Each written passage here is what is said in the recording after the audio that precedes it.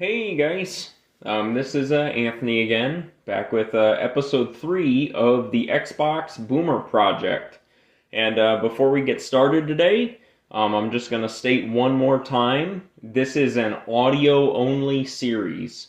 So this is meant to be treated like a podcast or an audiobook, while you're pooping or taking a shower or, playing with your ding-dong, whatever you're doing. This audio only format is meant to be, supplementary to whatever you have going on in your life. So if you, mow the grass with headphones in, maybe you can listen to this then. But this is, if you want to stare at the graphics and the pictures, that's great. They are up there for you. I do put some effort into this. But for right now, I'm just going to stress that this is an audio format, and so it might not be for everybody. But thank you to all you guys who have been checking out my last videos. It is, really, really awesome to see that. But today, because I don't want to blab too long, we'll get right into it. Today we are going to talk about Fallout 3 for the Xbox 360. And you'll have to bear with me, I did just get off of a long shift of work. I am a wage slave, first and foremost, so I don't really, do this full time or anything. This is like a little hobby. So just bear with me if I'm, tired on some of my words and stuff like that. But yeah, so Fallout 3, it is a game for the Xbox 360. This one for sure did come out for the PlayStation 3 as well, and the PC. So you can find this one on Steam, PS3 physical copy. It might be on the PlayStation Store. And then, of course, Xbox 360 has several different versions of that game that we're going to talk about a little later. My first memories of Fallout 3, they came when I was very, very young. And so this game was not a super late Xbox 360 title. I can't remember if it came out like maybe 2008, 2009. But I was young when this game came out. And I remember my dad took me to GameStop, and I saw the guy in the power armor on the case, which is, there's several different versions of the cover art. And I thought it might be like Halo. And so I brought it home. It was like a $55 or a $60 video game, I'm sure. And I was just too young to understand how to play an RPG game. And so, it was very challenging for me because of a couple of mechanics we'll talk about here in a little while. But I do briefly remember having a hard time as a kid with Fallout 3. The first hour or so of gameplay. And I actually took it back to the store. Because, like I said, I've never really played RPG games as a kid. And this was one of the first few for Xbox 360 that I came across. And I just didn't understand. It was hard as hell for, a youngin' to play. So I ended up getting rid of it. And then several years later, when I got Xbox Live, I bought the game again when it was dirt cheap. And I played it, and I actually really, really liked this game. And so I did, just to let you know off the bat, I did finish this game in full with all 5 game add-ons. There are a couple small side missions that I'm still mopping up in the game. And I'm planning on playing all of the side missions, all the way through, probably by the end of this week. But I will say I have a save game right now that is over 40 hours invested in the game. And so I'm pretty confident that I can give you a good opinion of Fallout 3. We'll talk a lot about it. We'll make this go as long as we need to. I will say, one memory that comes to mind when I talk about Fallout 3 was that at first, Fallout 3 was a lesser-known game. And so, I remember there was a craze among my Xbox Live friends, And when Fallout New Vegas, which is the successor, the next game in the series to Fallout 3, when that game Fallout New Vegas came out, all of my friends jumped on the Fallout bandwagon, and they all had the game day one, and they acted like they were these perfect, Fallout fans, like, oh man, I love Fallout. And that kind of Fallout New Vegas became the hipster game for a while. And so when you seen someone on Fallout New Vegas, at least in my friend group, on Xbox Live, you knew that that was kind of like their weird, like, little niche game that they just sunk tons and tons of hours into. And it blew my mind because I played Fallout 3 long before New Vegas came out. And I still, to this day, I prefer Fallout 3 over New Vegas. And it just blew my mind how many people had never played Fallout 3 or heard of it until Fallout New Vegas came out. And so I do remember that. I kind of was the lone wolf playing through Fallout 3, and then many of my friends later on would pick it up, when it was a cheaper game. And so I have had some experience with this game, and as it's relevant, I'll kind of bring it up, as we're going through. I will say, if you've played other Bethesda games, this is a Bethesda game, so it is made by that company. They're, really popular for making other, RPG games, like the Elder Scrolls series. And this game, as far as the engine and the actual gameplay, is very similar to the Xbox 360 game, Elder Scrolls 4 Oblivion. And that's, again, because it's also made by Bethesda. And they're a fairly reputable company. So if you haven't heard of Bethesda, they focus primarily on, RPG games. Now, this is the third game in the series. There was, of course, a Fallout 1, I think a game expansion, and Fallout 2 were on the PC. And they were more of a, as far as I know, I haven't played a lot of it, but they were like a top-down style of RPG game. Think like Super Nintendo style. And there was also a spin-off game for the original Xbox. And I believe that was called Fallout Brotherhood of Steel, if you're interested. It's kind of an expensive game now, or somewhat more expensive. But it's totally fine if you haven't played the other Fallout games. If you want to just jump into Fallout 3.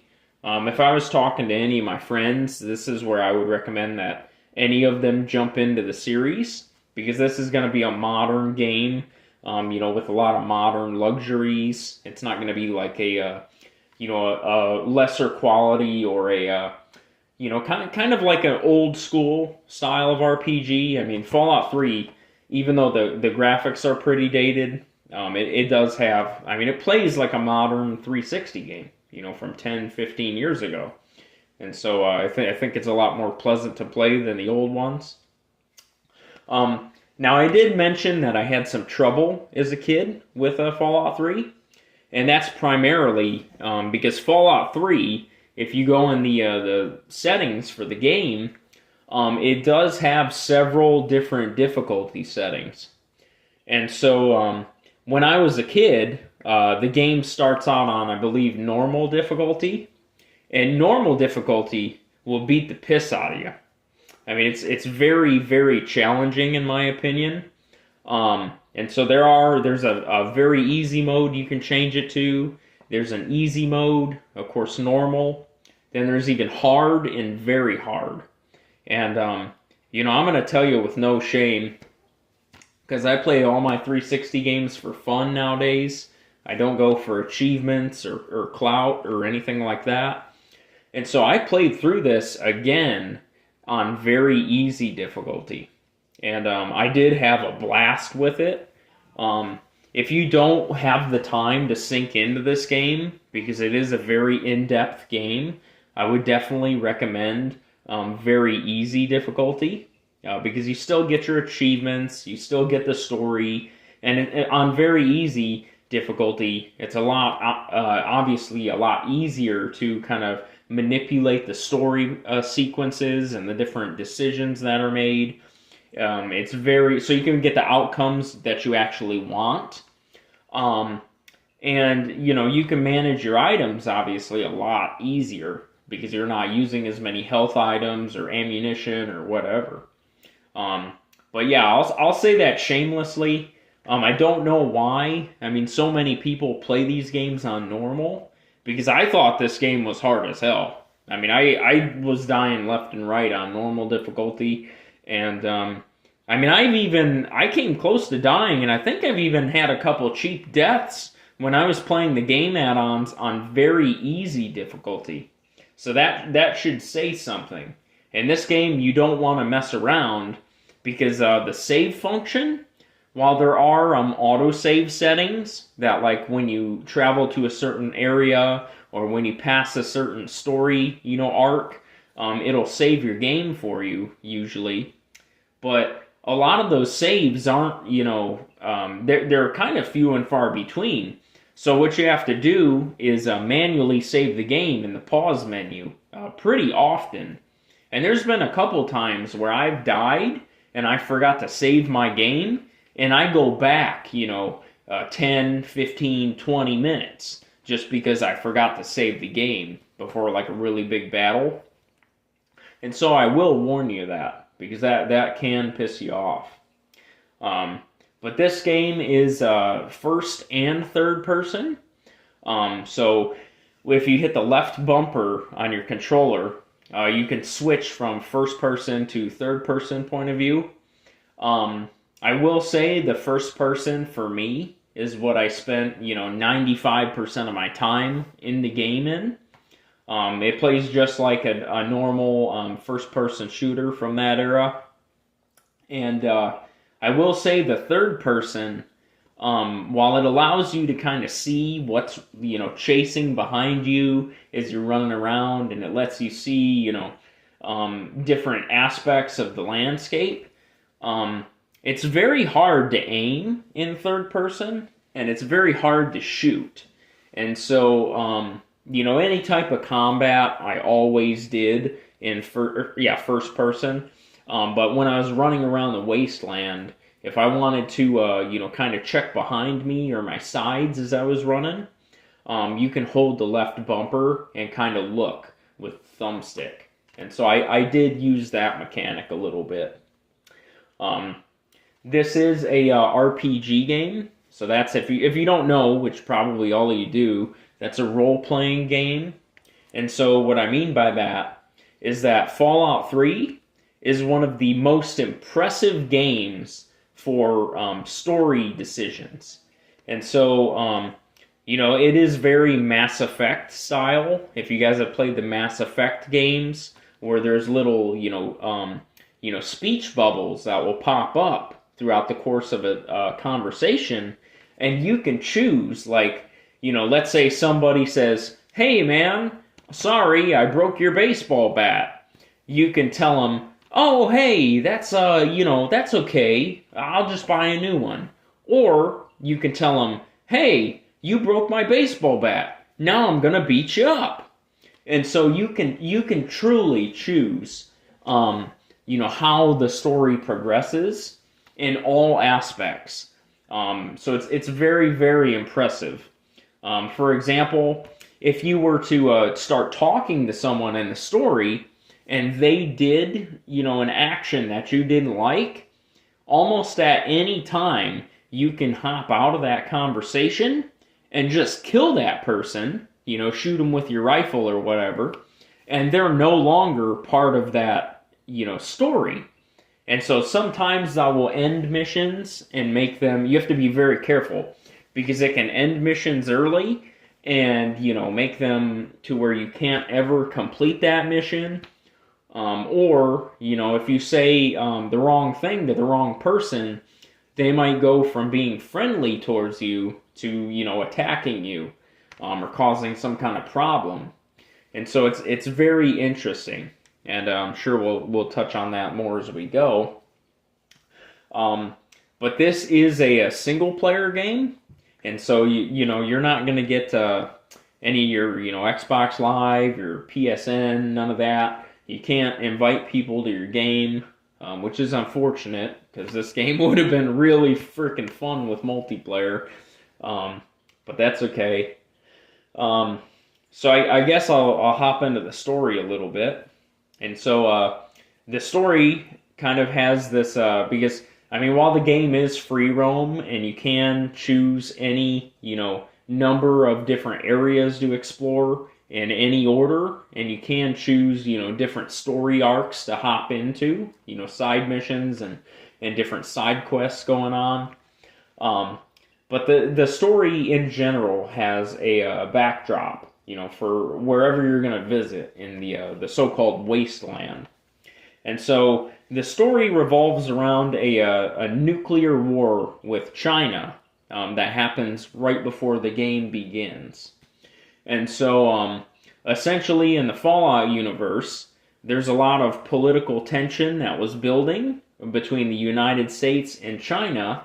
And so the U.S. started preparing for nuclear war. And so they decided to build a bunch of these little tunnels underground that are all like air sealed. They're very secure locations. And they're called vaults. And so these vaults are essentially where certain residents, before the war kicked off, could find a way to get on the list to go in these vaults. And, once the war would commence, or if anything happened, like any bombs falling or any invasion, they could go in these vaults and live until the war was done.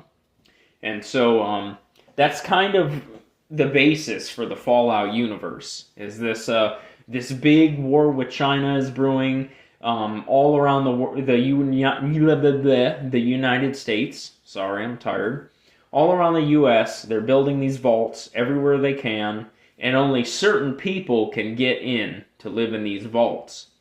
And now, eventually, the bombs do fall, and nuclear war does happen with China. And because of that, a lot of citizens are, forced or decide to go into the vaults and ride it out. And unfortunately, a lot of the population has to brave the storm and deal with all the bombs falling and the radiation that causes, and the different mutated life forms that start crawling around, and it creates this divide between the vault dwellers and the the people who inhabit the wasteland. And so that's kind of the backdrop.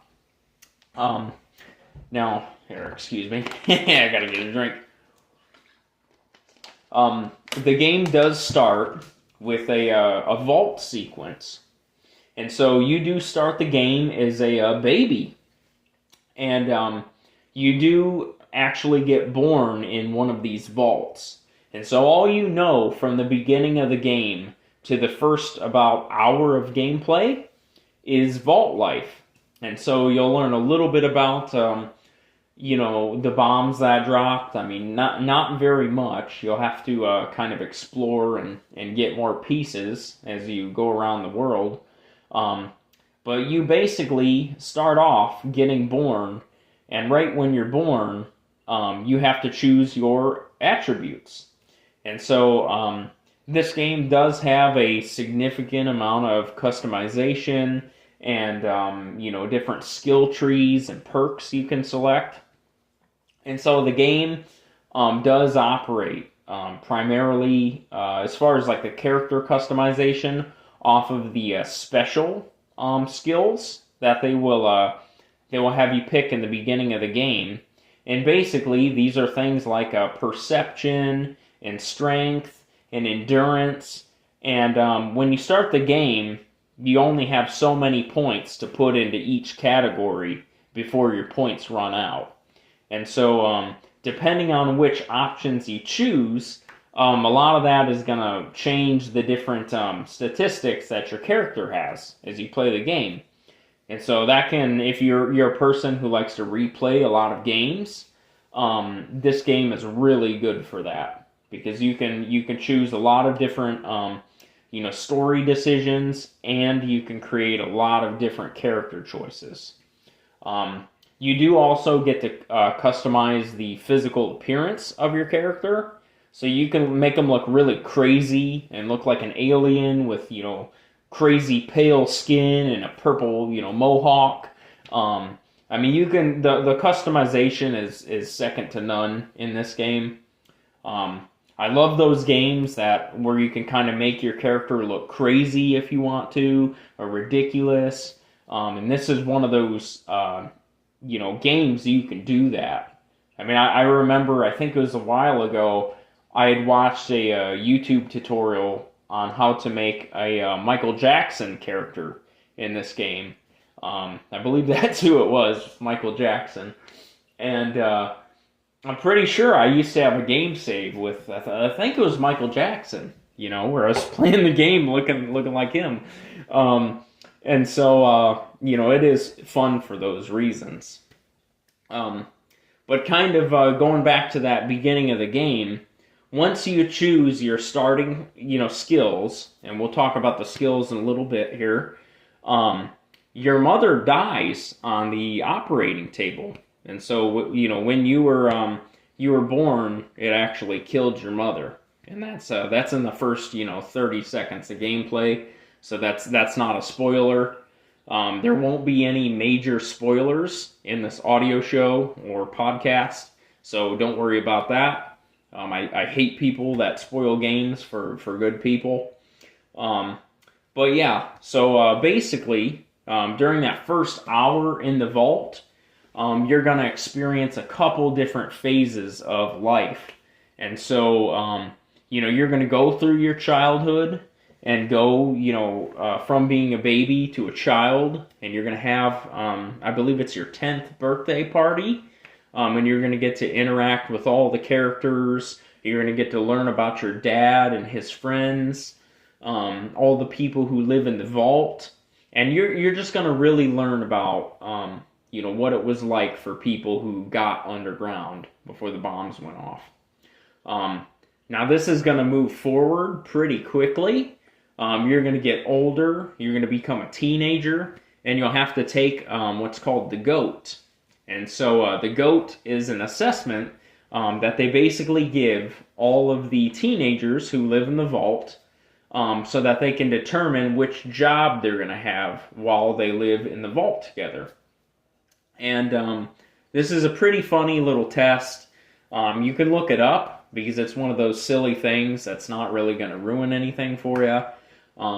There's a lot of really wacky questions that you get to choose the answers to, and it'll kind of build you a character, based on your choices. And so it'll change your statistics based on the answers you give. So there's some pretty crazy questions in there that'll make you laugh. Like I remember one was like, I think it was like, your grandmother hands you a pistol and she asks you to kill, another vault resident. What do you do? And, the top answer, of course, is, I'll turn Granny into the Overseer, which is the, predominant leader of the vault. And, if you go down to the bottom, one of the bottom answers was like, I would throw tea in Granny's face and shoot her with the pistol. So it gets pretty funny. Like, it isn't a game that takes itself too seriously all the time. So this is humor done right in certain sections of this game. But what I did want to tell you about the GOAT exam is, I don't like being locked into, skills and statistics that I can't choose myself. And I was very relieved to find out at the end of the exam, it'll give you what it recommends to you to start off playing the game.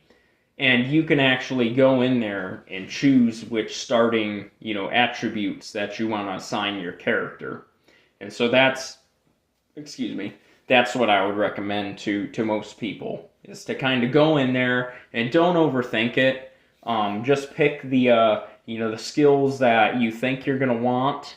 And as you play the game, you might make a couple characters and stumble across some things in the story mode that you need different skills for. And you may very well, if this is your first time playing, you might go through, an hour or so of the game and be like, oh, I gotta go back and I gotta start, make a new character with these statistics or these attributes. And so, I mean, that's totally normal if you have to go back and do that. But because I've played this game so many times throughout the years, I kind of had a good idea of which way I wanted to play this game, and it definitely, helped to my benefit. Now that after you do that initial GOAT exam, it's gonna fast forward again. Because like I said, you play a couple different chapters of your character's life in the vault. And you're going to become a young adult. And so, this is, like I said, not a spoiler, but it's very early in the game. Your father, who is with you all through the vault, and you're going to learn about him. His name is James. And, he's going to grow with you through the years of this gameplay, and he actually leaves the vault, and without telling you. You wake up as an adult one day, a young adult, and your father left. And this is a problem because, characters can't just open and close a vault door as they please.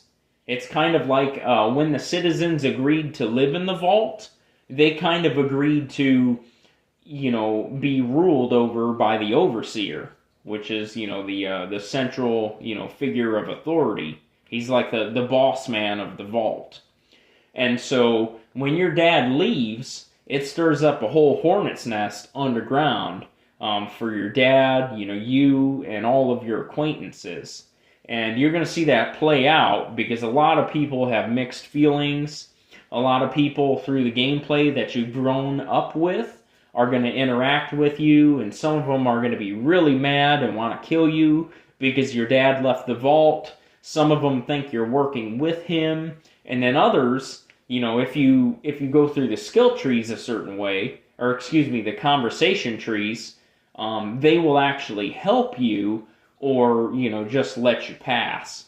And so basically, when you become a young adult after the first hour-ish of gameplay, that's when the real game of Fallout 3 is going to begin. And so if you haven't actually gotten out of the vault yet, you really can't judge this game. I mean, you have to complete a couple quests out in the wasteland before you can actually form a good opinion of if you like this game. Now, that is going to be your goal, is to follow your father out of the vault and find him and basically ask him, what the hell, Dad? We were living great in this vault, and you just done effed it up, and you pissed everybody off. We're not welcome back, and why'd you do it?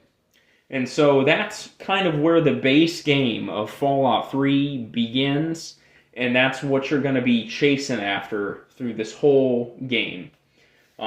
Basically, why did your dad abandon you? And, where can you find him? And so there's a lot of picking up crumbs of your dad's trail and of other characters you're going to meet.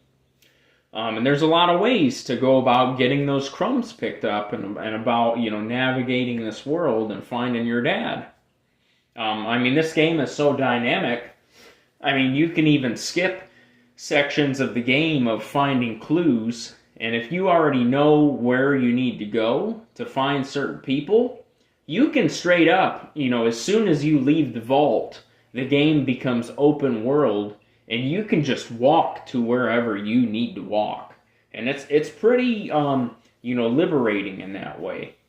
So it is a combat-oriented game, but there are a ton of different weapons in this game. So like I said, you can play it a lot of different ways.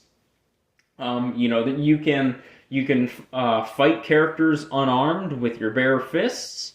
You don't have to have any weapon equipped if you don't want to.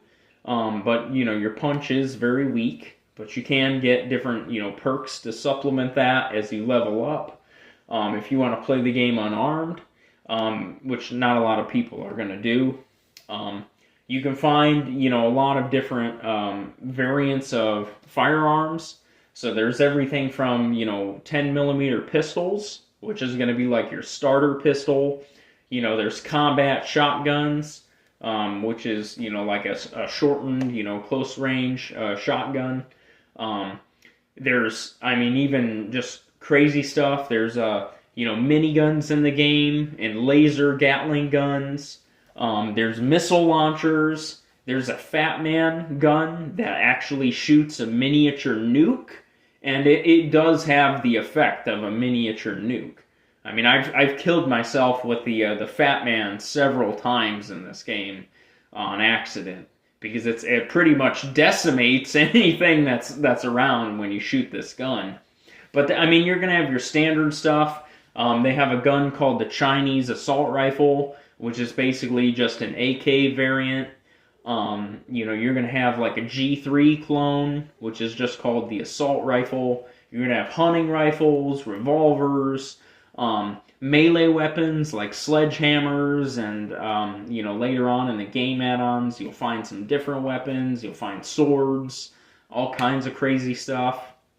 They do have energy weapons, which when they started coming into play, which is later in the game typically, or in the game add-ons, I did gravitate towards the energy weapons because they are so powerful and they are so valuable in the game as far as like currency wise.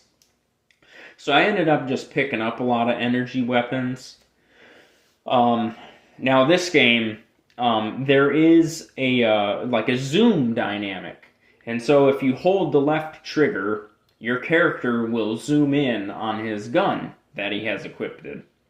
And the main problem with this is that there's no aim down sights. And so that is one flaw of the game, I will say. But it didn't really hold me back too much. And I will say, if you're going to continue to play Fallout games, in Fallout New Vegas, they do have an aim down sights mechanic. And so they did change that. There is a system called VATS, as in VATS, and that is it's almost like a freeze time mechanic. And so if you hit the right bumper on your controller, it will almost freeze the frame of the game and zoom in to whatever enemies that you have attacking you in your area. And you can highlight different areas of this enemy that you're fighting and say like, oh, I want to shoot him in the head for one round, and then I want to shoot him in the hand and see if he'll drop his gun. I want to shoot him in the chest. And you can select all these different areas as long as you have points, which recharge over time. And you can hit the A button to confirm it, and it'll basically most of the time, depending on the probability, because it'll show you percentages when you select in the VAT system what you want to aim at. It'll show you like, this is, if you try to shoot him in the head, it'll be a 50% chance of hitting him, or whatever that percentage is. And most of the time, it is an easy way to kill enemies. But I will say, I did utilize that dynamic quite a bit starting out, because, you kind of struggle to find some ammunition and get a little stockpile saved up at first. But once you get into the game, and you have a lot of ammo, I stopped using VATS because it was taking up way too much time in all of the fights, because you have to kind of slow the fight down, select the area you want to shoot, hit the A button, and it plays like a little miniature cutscene where it shows your character shooting, where you selected. And I just felt that the VAT system, after a while, for me personally, it would disconnect me from a lot of the game, sequences. And so, just to keep myself engaged and, not feel like I'm cheating in the game, when I got to the game add-ons, I really, really, really stopped using VATS. Because it is, I don't like it a whole lot. it is kind of like a cheap mechanic to kill enemies, and it just took me out of the combat. But that is available to you. One thing I will say, I made a note to tell you about the Tesla cannon.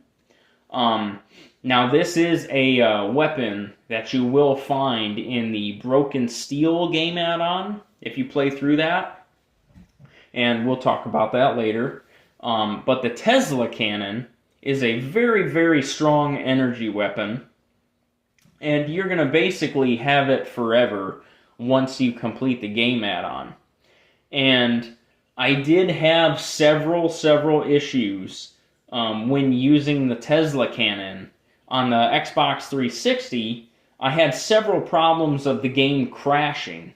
And so when you shoot the gun, especially in the segments where you first get it in the Broken Steel game add-on, it will actually make your 360 stutter. And so, I would be aiming at turrets, which were one of the enemies in the game add-on, and I would shoot these turrets with the Tesla cannon, and it's almost like a giant laser beam that comes out of the gun. And, my Xbox 360 would get very hot and start to skip, and so it was very choppy, and then eventually, if I just shot, the wrong enemy that the game didn't like, or, I kept shooting the gun, the game would just freeze. And so, after the game crashed like 4 times on that one section, I actually had to just put the gun away and, use a Chinese assault rifle, which is a really garbage weapon compared to the Tesla cannon. Because, when you get this weapon, it's unfortunate because it is a very, very good gun and one of the best guns in the game. But I did do, after my console crashed several times and froze, and I'd have to unplug it from the power strip and everything, I Googled it and I did some research, and sure enough, the Tesla cannon crashes a lot of people's games. And so, just know that going in, if you're going to be playing the game add-on, be very careful using that Tesla cannon, because you're going to want to use it, because like I said, it's strong as hell, but it's just not worth it sometimes. But yeah, so that's just a mention for you. I guess I will say, I'll save this for a little later. So getting out of the combat, we'll talk about the armor and the clothing selections. And so, there are many different armor choices in the game. There's everything from, just a standard, like a raider set of leather armor, to, there's power armor that, the faction, the Brotherhood of Steel will wear. And there's even a rival faction to the Brotherhood of Steel called the Enclave. And the Enclave has their own set of power armor. And through the game add-ons, you'll find more types of armor, with different stats. They all have different statistics in the inventory menu that we'll get to. And you'll definitely have to do some comparison shopping, because a lot of these armor pieces can be bought from merchants and, found on dead bodies, and they're worth different amounts of currency. They call the currency in this game bottle caps. And so, you'll definitely have to be selective, because different armor has different things, special attributes or, damage resistance that it will have. And there is basic, clothing selections in the game as well. So you can only wear, one kind of body choice and one head choice, typically. There's a couple, weird exception items in the game. But typically, like, you can have your, power armor suit on, and then you can have a different, headpiece on. So if you want to wear a helmet or a bandana, or, there's a kid's birthday party hat that you can wear. So you're going to do a lot of cycling through your inventory in this game. But there are a lot of customization choices, and you'll want to be very, very picky on what gear you're choosing for your character. Because some are definitely garbage, and you'll want to sell them right away or just not pick them up, and others you'll want to hang on to forever. Now the inventory system, the inventory is all done through what they call a Pip-Boy. And so during the 10th birthday party sequence, when you're in the vault with your dad, you're going to get your Pip-Boy 3000. And the Pip-Boy is basically something that all the vault dwellers wear on their wrist. It's like a little iPad or like a cell phone that they wear on their wrist. And so in the Pip-Boy menus, you bring that up by pressing the B button. You're going to be able to see like your statistics as far as like your how much experience points are needed to go to the next level. You're going to see your health points, or your hit points, I think they call them. You're going to see if your character has any limbs crippled, which we'll talk about in a minute here. You're even going to see like your inventory, like all of your your clothing items, your armor. You're going to see the stats in those screens. And it can be pretty overwhelming because there's a bunch of different screens to flip through. So just take your time getting to know them. You're even going to see like your weapons, and you can compare your weapons or repair them with other weapons of the same kind that you find that are also in your inventory. There's a screen for notes, as far as like if you pick up an audio log, you can listen to an audio log on your Pip-Boy. There's even radio stations. So in different areas around the wasteland, you can click on, the Enclave radio station and listen to the old pre-war president talk. And you can listen to, different, like, Revolutionary War music. There's a lot of that in this game. And you can, of course, see the map. And so, there's a multitude of different locations to visit in this game. I would say there's hundreds of them on the single, the base game's map. Excuse me. And, excuse me there. You can even see a local map, which will show you like which shops are located in the area, or where the traders are at, anything like that. There is a oh jeez, oh buddy, sorry about that. There is a healing screen, and so that will have all of your health items on it. And so how you heal when you get damaged in this game is you basically have a few options. So you can either eat food that you find scattered around the wasteland. And so, you can find like Nuka-Cola, which is their version of Coca-Cola in the Fallout universe. You can find like little sugar bombs, which is like a candy that they have in the Fallout universe. You can even shoot some of the animals in the game. So like some of the irradiated animals that are mutated. Like for instance, if you find a mole rat, you can shoot that mole rat, and if you kill him, there's a looting mechanic. So you go up to the body, and you hit the A button, and usually, every couple mole rats that you kill, one of them, you will be able to take the mole rat meat off of the inventory of the mole rat, and you'll be able to eat it.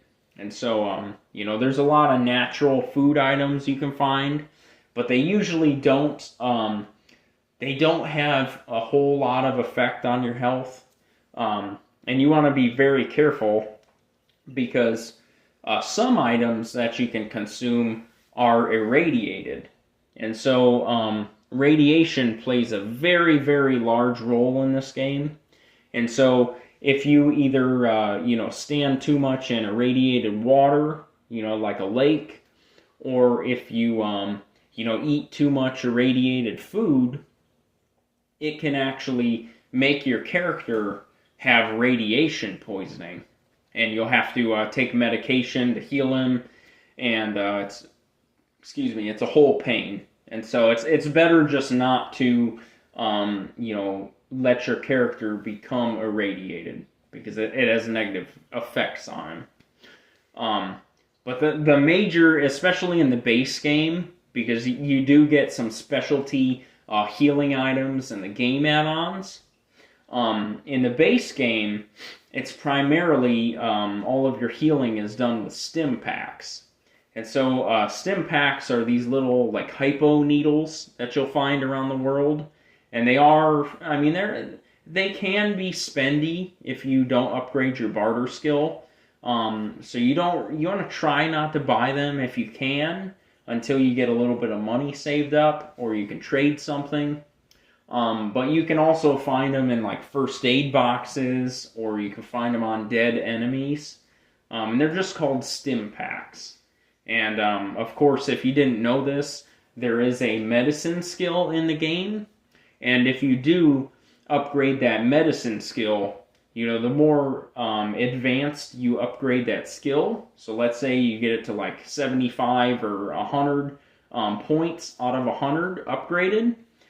It'll give you more health back when you use a stim pack, which is really, really handy because you use less of them. So there's a multitude of healing items you can find in this game. There's even like human flesh you can consume. There is even a perk where you can become a cannibal if you choose to, and you can eat your dead enemies and gain back health. But there are some negative effects to that, so you always want to be careful to which perks you're choosing, because it can drastically affect the outcomes of the game. Now, there is a weight system, or a weight management system in Fallout 3. And so basically, almost all of the items in the game are going to have a weight stat to them. And so, if you pick up a toy train to sell at the merchant, that's going to say a weight, when you go into your inventory. So it'll say like, oh, this costs, 2 weight points, or I don't know if they go by pounds, but typically it'll just show you a number for the weight. And, that's mainly handled through the strength attribute. And so if you didn't upgrade your strength at the beginning of the game, unless you find magazines, which are optional in the game, they're little collectibles you can find throughout the world, or if you find bobbleheads, which is another way to upgrade your skills in the game. They're also hidden collectibles. You won't find too many of them on your own. But if you don't do that, then you're not going to be able to carry a lot of items.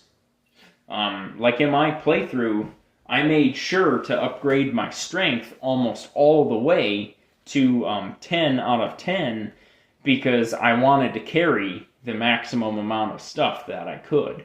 And I want to say by the end of the game, my character could carry about, let's say like 300 pounds or 300 weight, whatever their weight measurement is in the game.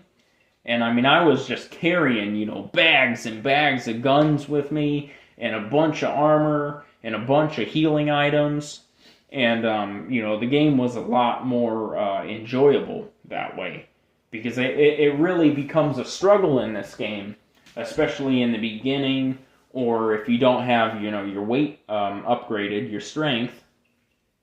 It becomes a chore, because you'll find a gun you want on a dead enemy, or a set of armor, and, if you don't have space to pick that up, you're going to have to go through your inventory and drop something that you really need, or you're going to have to store it away and come back for it. And so, it becomes a really big problem sometimes. And that's why right away I just upgraded my strength in the game, so that way I could just carry, an arsenal of crap with me. Now the radiation mechanic I did want to touch on a little bit. So you will see a little red bar in the corner of your screen occasionally. And so if you're doing an activity that is going to irradiate your character, so let's say you're drinking from an irradiated water fountain to get some health back, or you're swimming in an irradiated pond or what have you, it's going to tell you in the corner, like, 1 per second or 2 per second. And that means, you're going to get, for every second you do that activity, you're going to get a radiation point every second, or 2 radiation points every second. And, like I said, you can get radiation poisoning in different dosages. So you want to be very careful in this game. And there are different items to manage that. And so there's an item called Rad-X. And what Rad-X is that it allows you to take this medication before you swim in the irradiated pond or go in the irradiated building, and it will let you take less radiation. So it's kind of like a preventative measure. And then there is one called Rad-Away, and you'll need this for a couple sections of the game because radiation is everywhere in the wasteland. And basically, Rad-Away is one way to cure your radiation poisoning.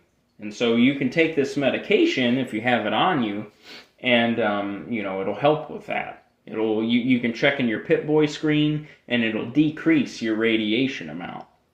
And I will say, it is nice in this Fallout game because all of your healing items, not your food items, but your specific healing items, like your Rad-Away, your stim packs, and many of the drugs that are in the game that enhance your performance, those do not take up weight.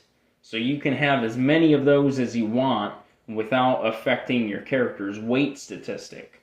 And that's very handy, especially later in the game when you need more and more stim packs. And you find more and more stim packs.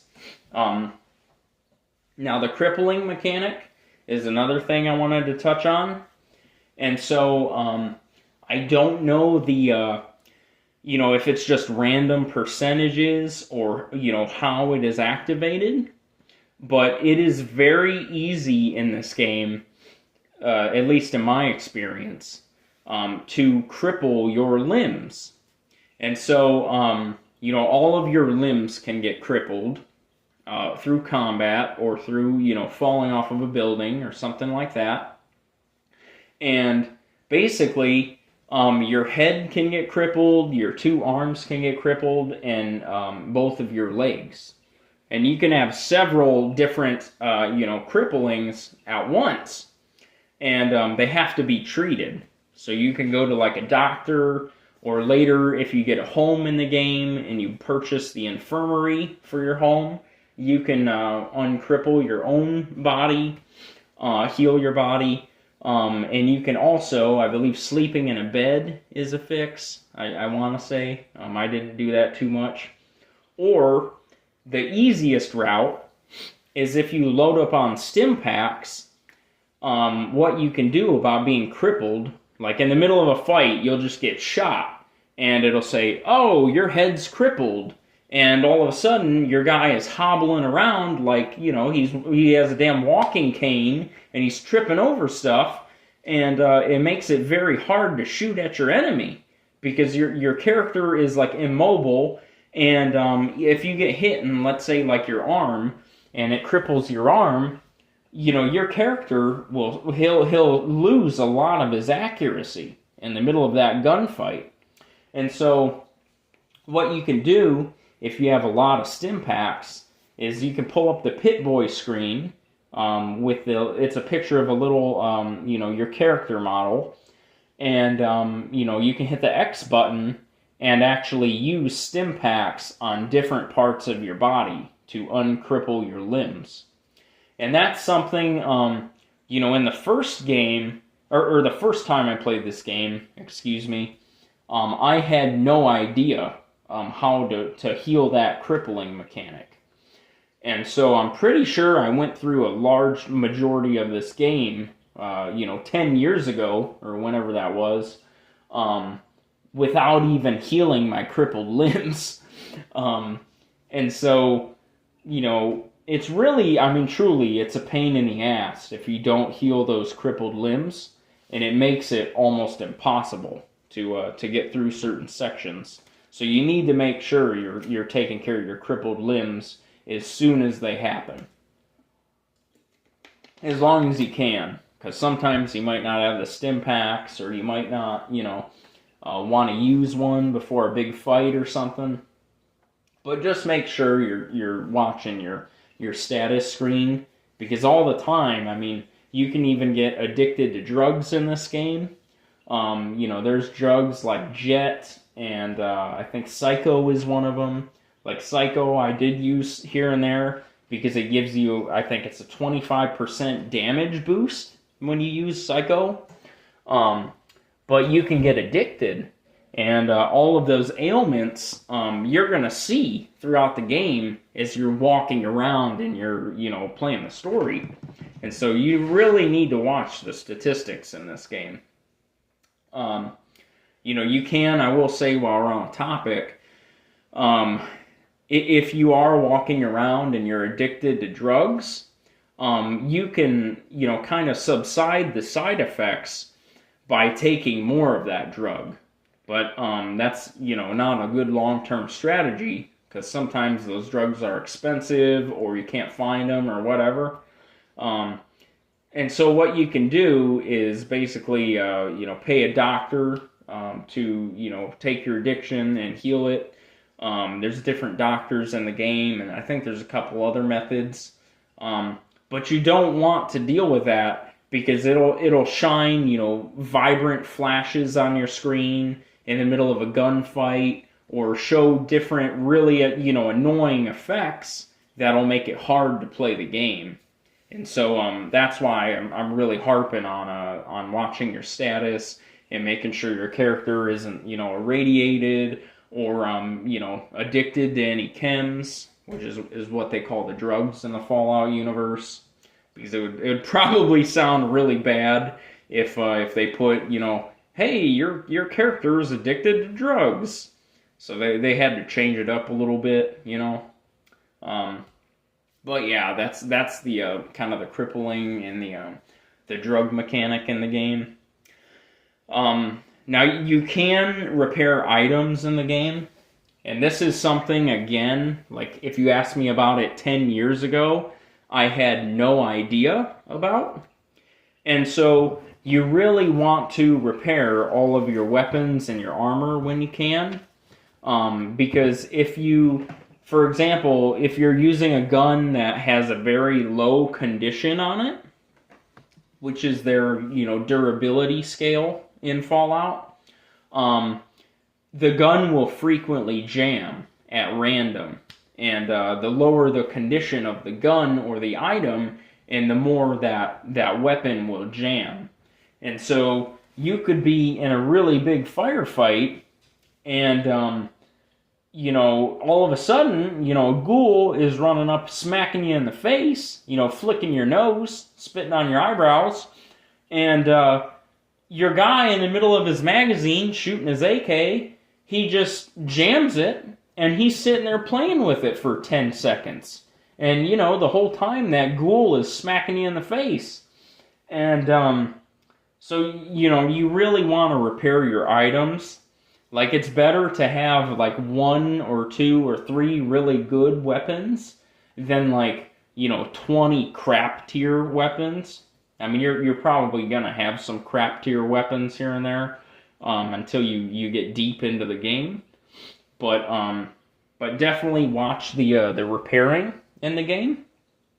And how you can repair items. Number 1, you can pay vendors and merchants to repair them, and certain characters through the story that you'll learn can repair items. But the problem is, if you don't have your barter skill upgraded high, which, you only have enough points to upgrade one skill at a time, So you have to be very choosy, which is why I say there's so many ways to play this game. Um, those merchants are going to charge you an arm and a freaking leg to repair those items.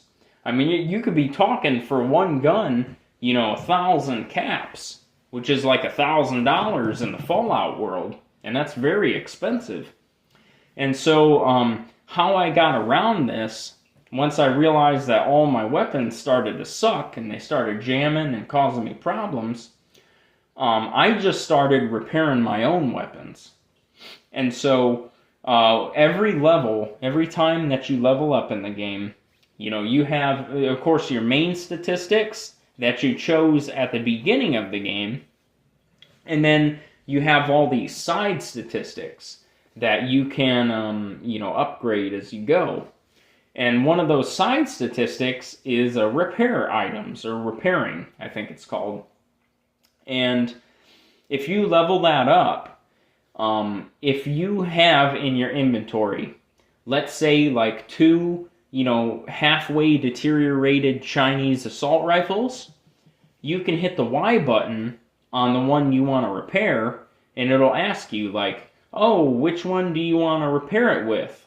And as long as you have more than one of those items in your inventory, you can hit the A button and it'll combine them into one assault rifle, one Chinese assault rifle, and it'll upgrade the condition of that.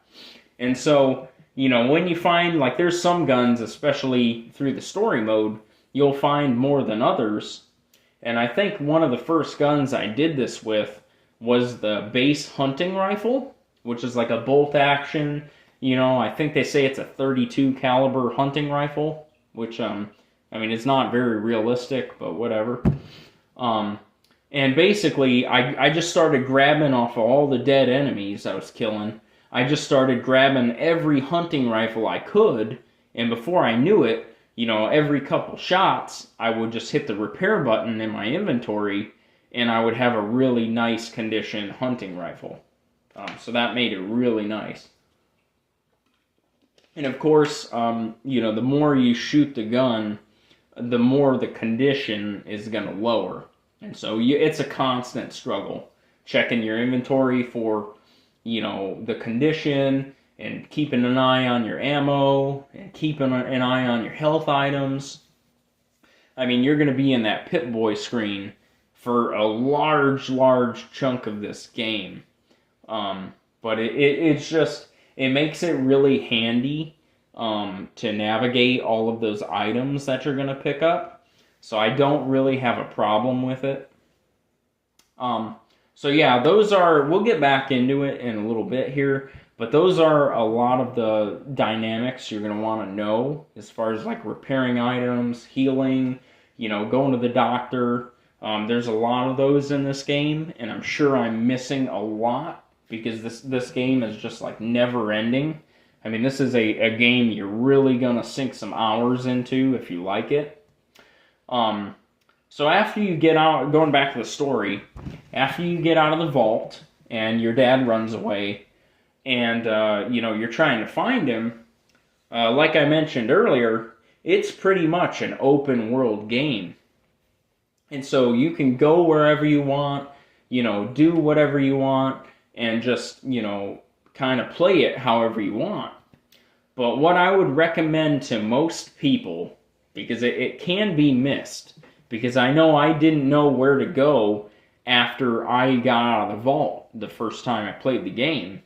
I think that's where I quit, playing Fallout as a kid, because I didn't understand open world games. I didn't understand like the quest system or finding people and talking to them. And there's a lot of that in this game. And so you're going to see signs right outside of the vault for a town called Megaton. And what I would recommend to you, if you are a first-time Fallout 3 player, is to go to Megaton and find Mayor Sims. And he's pretty much going to introduce himself to you right when you get into the town. And he's going to be wearing a cowboy hat, and he's a black guy with a Chinese assault rifle. So he's hard to miss because, he's the only character with the cowboy hat on.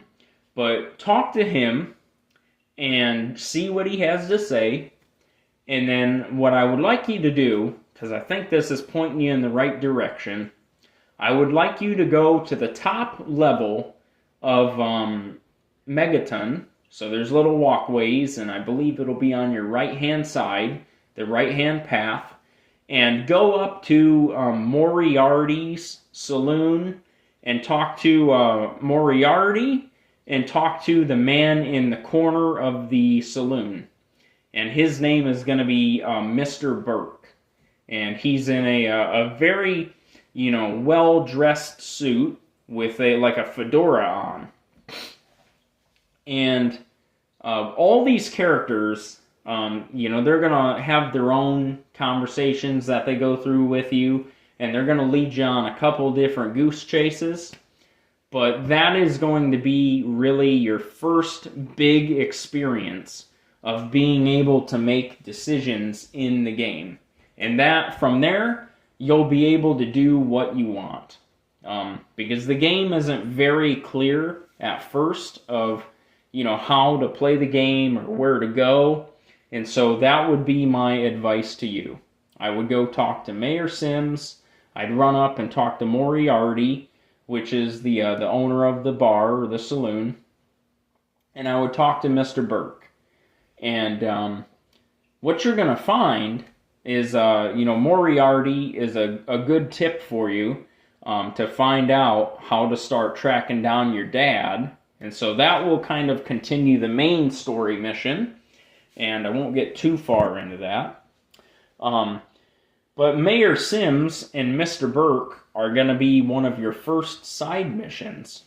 And so, when you talk to Mayor Sims, he might mention to you, and you'll see right behind him, if you keep going down the main trail of the city, you'll see that there's an unexploded, it's basically like an atomic bomb that basically landed in the city and did not detonate. And I believe Mayor Sims asks you if you can defuse the bomb and make the city safe again. And so, you have that option. If you have the upgraded skill, which I think it's explosives, I want to say you have to upgrade for that. But double check me. And if you upgrade your skill enough, you can come back to the town later and you can defuse that bomb and get a reward for it. And they will actually give you a house in the city where you can store all your stuff, and you can buy upgrades to your house, and that's an option. But if you talk to Mr. Burke, now Mr. Burke is not up to any good. He's a little bastard, and he's sitting up in that saloon for some nefarious reasons. And Mr. Burke is basically going to propose to you at the bar and say, "Hey, I've got this bomb. Put this pulse device on that unexploded bomb, and we'll level this damn city." And he basically proposes to you that he wants you to kill everybody in the city for him. And so, you get to choose whatever you want.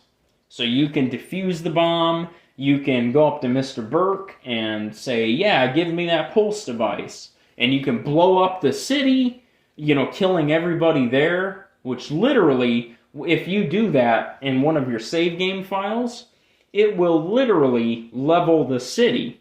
It will turn it into rubble, and there will be nothing left.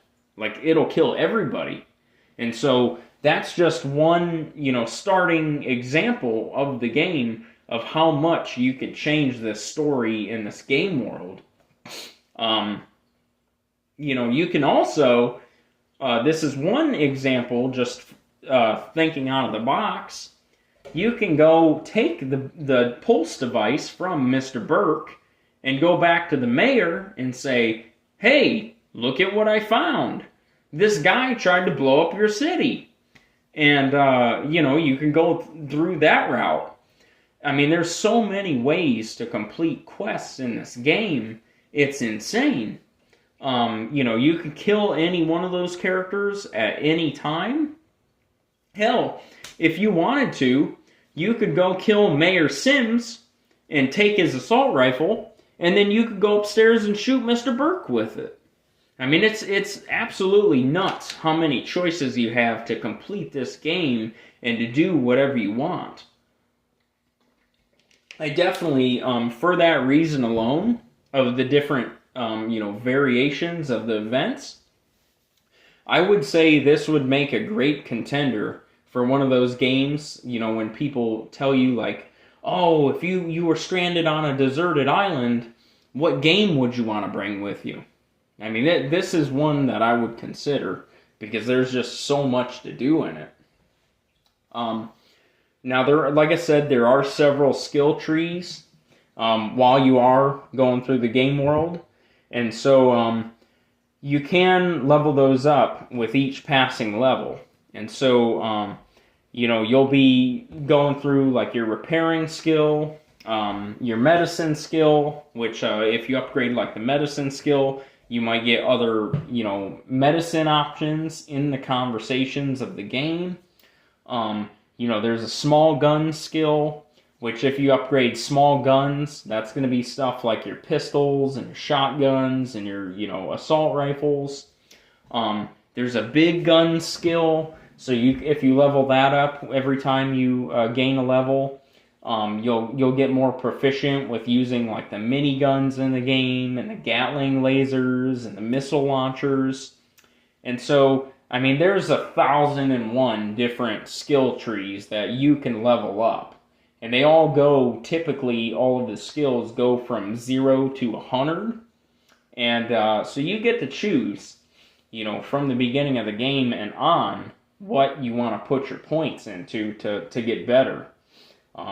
So some things you'll get better quicker than others. Now the leveling up system, you pretty much are going to have, experience points that you gain. And so you'll get experience points from a variety of different things. So that could be, completing quests. Like when you complete a quest all the way through, that's going to give you typically a large chunk of experience points.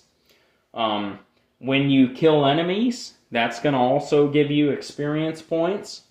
And then also, if you perform any special task, like if you complete a speech challenge, if you upgrade the speech skill, you can actually challenge, different options in the conversation and try to get like a special outcome, and it'll give you experience points.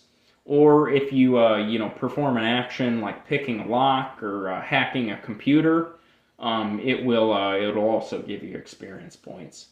So there's a variety of different ways to do it. But I believe I want to say in the base game, there is 20 levels. And so that's quite a bit, if I'm not mistaken. And I believe if you have some of the game add-ons, and you would have to look up which one, you can get up to level 30. Which it doesn't sound like a lot, but you will have to work very hard to level up in this game. It does take some time, and definitely completing the storyline and the quest missions, that's what I would recommend to somebody looking to level up quickly. Because for turning in some of those missions and completing them, you're going to get quite a bit of experience. Now, I did mention the lock-picking skill, and I wanted to touch on that a little bit. And so the lock-picking is basically a mini-game, and it's almost like you're looking at a keyhole and a bobby pin. So you basically, if you want to pick a lock in this game, you're going to have to come across bobby pins throughout the world or buy them. And so it's basically a lockpick mini game where you're gonna have to turn the bobby pin with the controller analog stick, and when you think you have the bobby pin in the right location, you're going to have to slowly push in the right thumbstick, and it will give you a chance to unlock the door or the chest or whatever. Now, if you don't finesse it right, or if you do it too quickly, or just put it in the wrong spot altogether, the bobby pin will break, and then you're kind of screwed. You have as many chances to unlock the lock as there is bobby pins, basically. So you can basically keep going with these bobby pins until you run out. But you don't really, there is a force the lock button if you decide you don't want to play the mini game to open that lock. And so if you hit the X button, your character will try to force the lock open. And the good thing is that if you do this, you didn't, and it's successful, then you don't have to play the little mini game of trying to get the bobby pin in the right spot and all that. But if you don't do it successfully, the lockpick or the bobby pin will break off in the lock. And you're really screwed if that happens, because you'll have to wait a long, long time to get another chance at that. You'll basically have to wait till well after the end of the game and try to get a different perk in the game to get a second chance at lockpicking that lock hole. So yeah, I would never recommend forcing the lock open. I mean, it's just way too risky. You can really run into some problems if you do that. So after a small intermission, we are back talking about Fallout 3. And I think we were talking about lockpicking when I left off. But I wanted to tell you about the terminal feature that's in the game. And so in Fallout 3, you can actually hack into personal terminals and different computer systems that you find around the wasteland. And so what I mean by that is that there's another mini game that they do have in the game, and you can basically try to guess whatever password you need to get into that computer. And once you play this little mini game, it's not really self-explanatory, or at least when I was playing through Fallout, it took me a little bit to understand the mechanics. But you can, you're going to see like a grid pattern with several different, just random combinations of letters and numbers in them. And in between all these lines, you're going to see random words floating around. And so these random words could be things like, just something random. I mean, it could say sausage or, back scratch or, whatever random word, you want to come up with.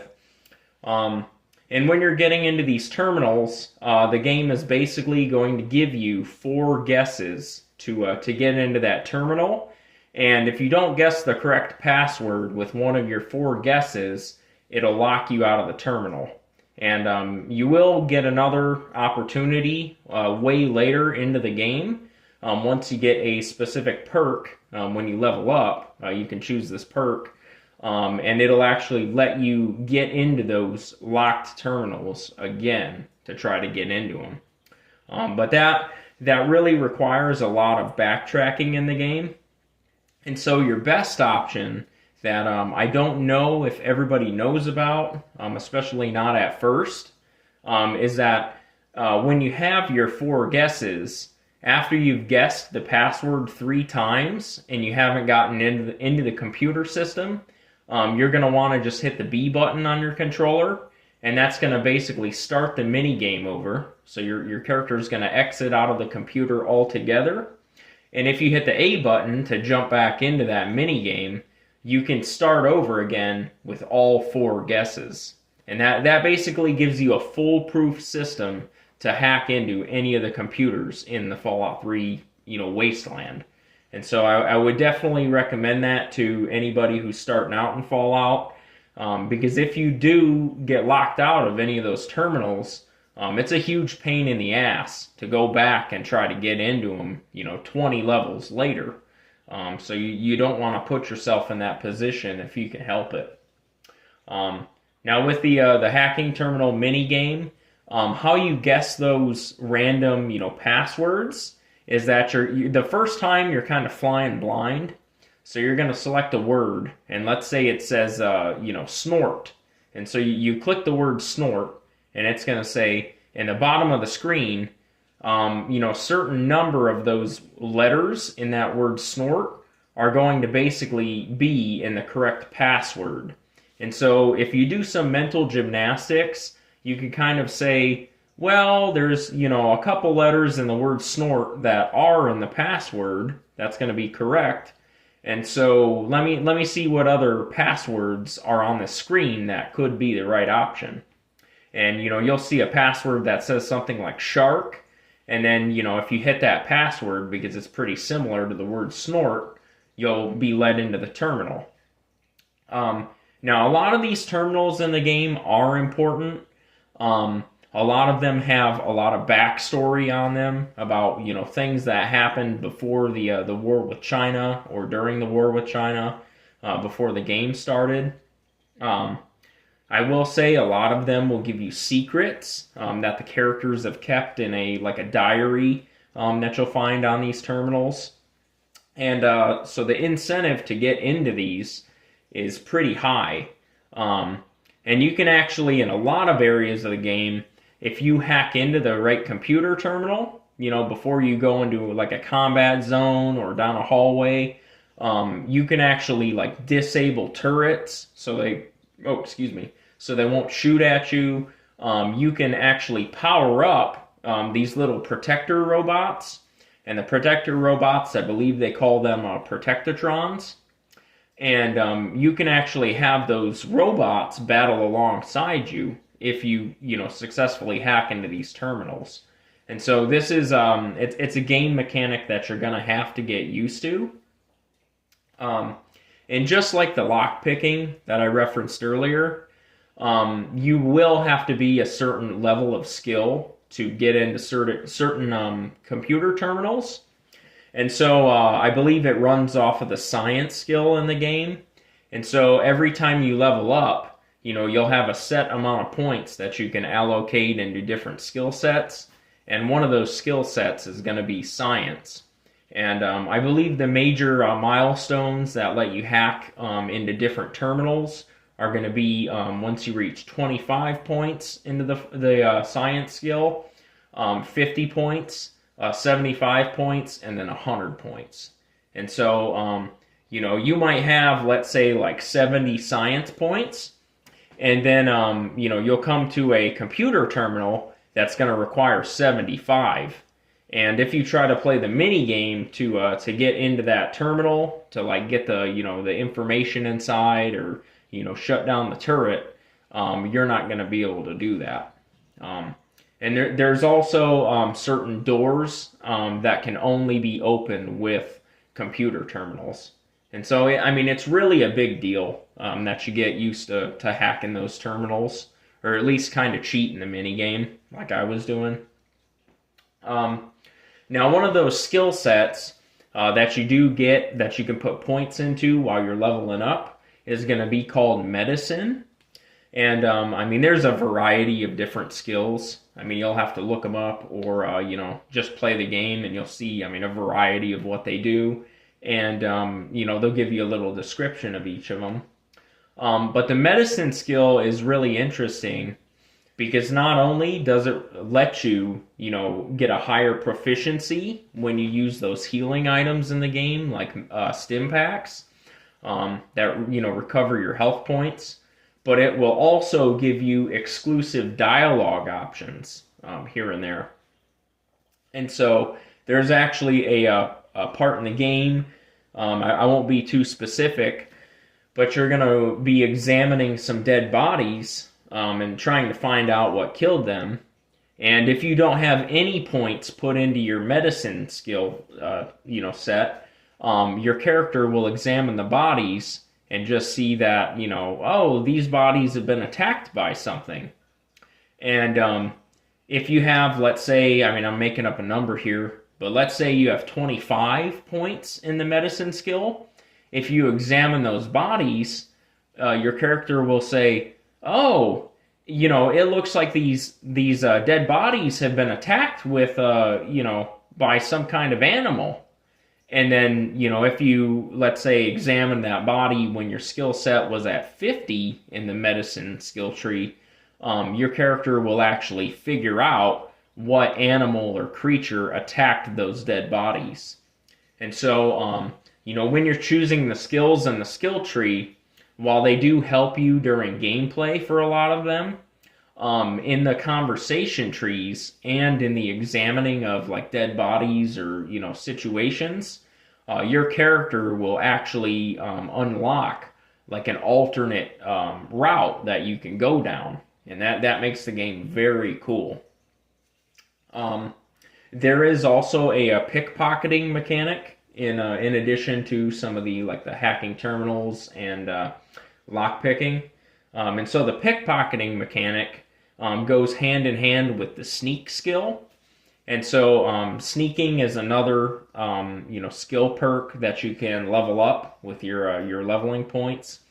And if your sneak is high enough, when your character is crouched by pressing the left stick down, you can actually sneak past entire sections of enemies without them realizing. And so, when you're crouched down, it will either it'll tell you a couple different things at the top of the screen. And so you'll see, number one is undetected. And so when you see undetected, it's exactly like it sounds like. Nobody is watching you, and you can basically get away with murder. I mean, you can steal things, which is also a big dynamic or mechanic of this game. You can basically steal any item that you see laying out on a table or, just in another character's home. And you can actually get quite a bit of negative karma for that, which will change a lot of how people view you. But you can also, pickpocket, which is a negative action in the game. But like I was saying, when you go and you're crouched down, you can be in caution mode, which is kind of in the middle of being detected and undetected.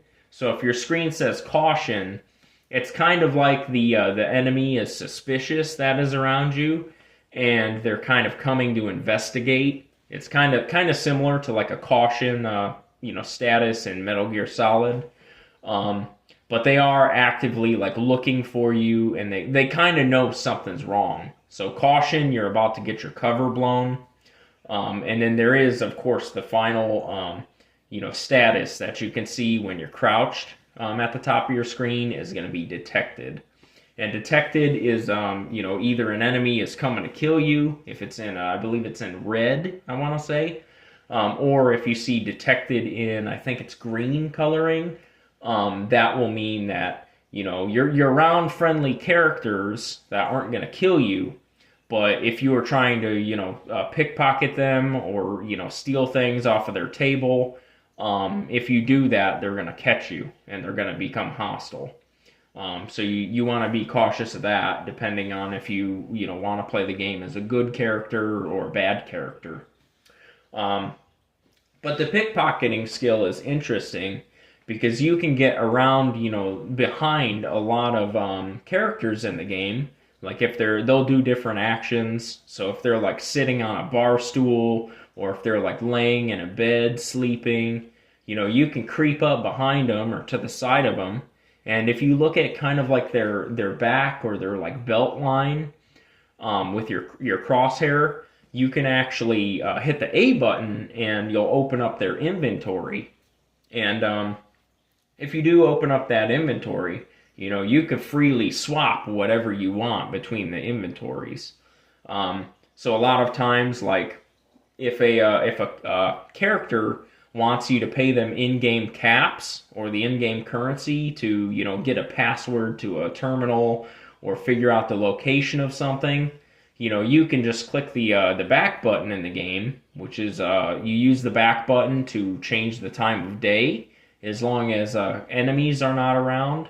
You'll be pretty familiar with this if you played like Elder Scrolls Oblivion.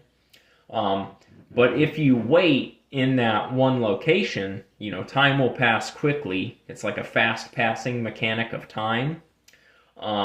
You can wait till that character's asleep and you can go steal that password off of their person, and just pickpocket them. So it is an option that you can use to kind of get through the game with. Now, I will say, there even is an achievement that, if you're interested, you might want to go get it and make sure you save your game first. But if you do put a grenade, or I believe it might be also a landmine, in the pickpocket screen, while you're taking things out of an enemy, you will actually drop a live grenade onto, a character.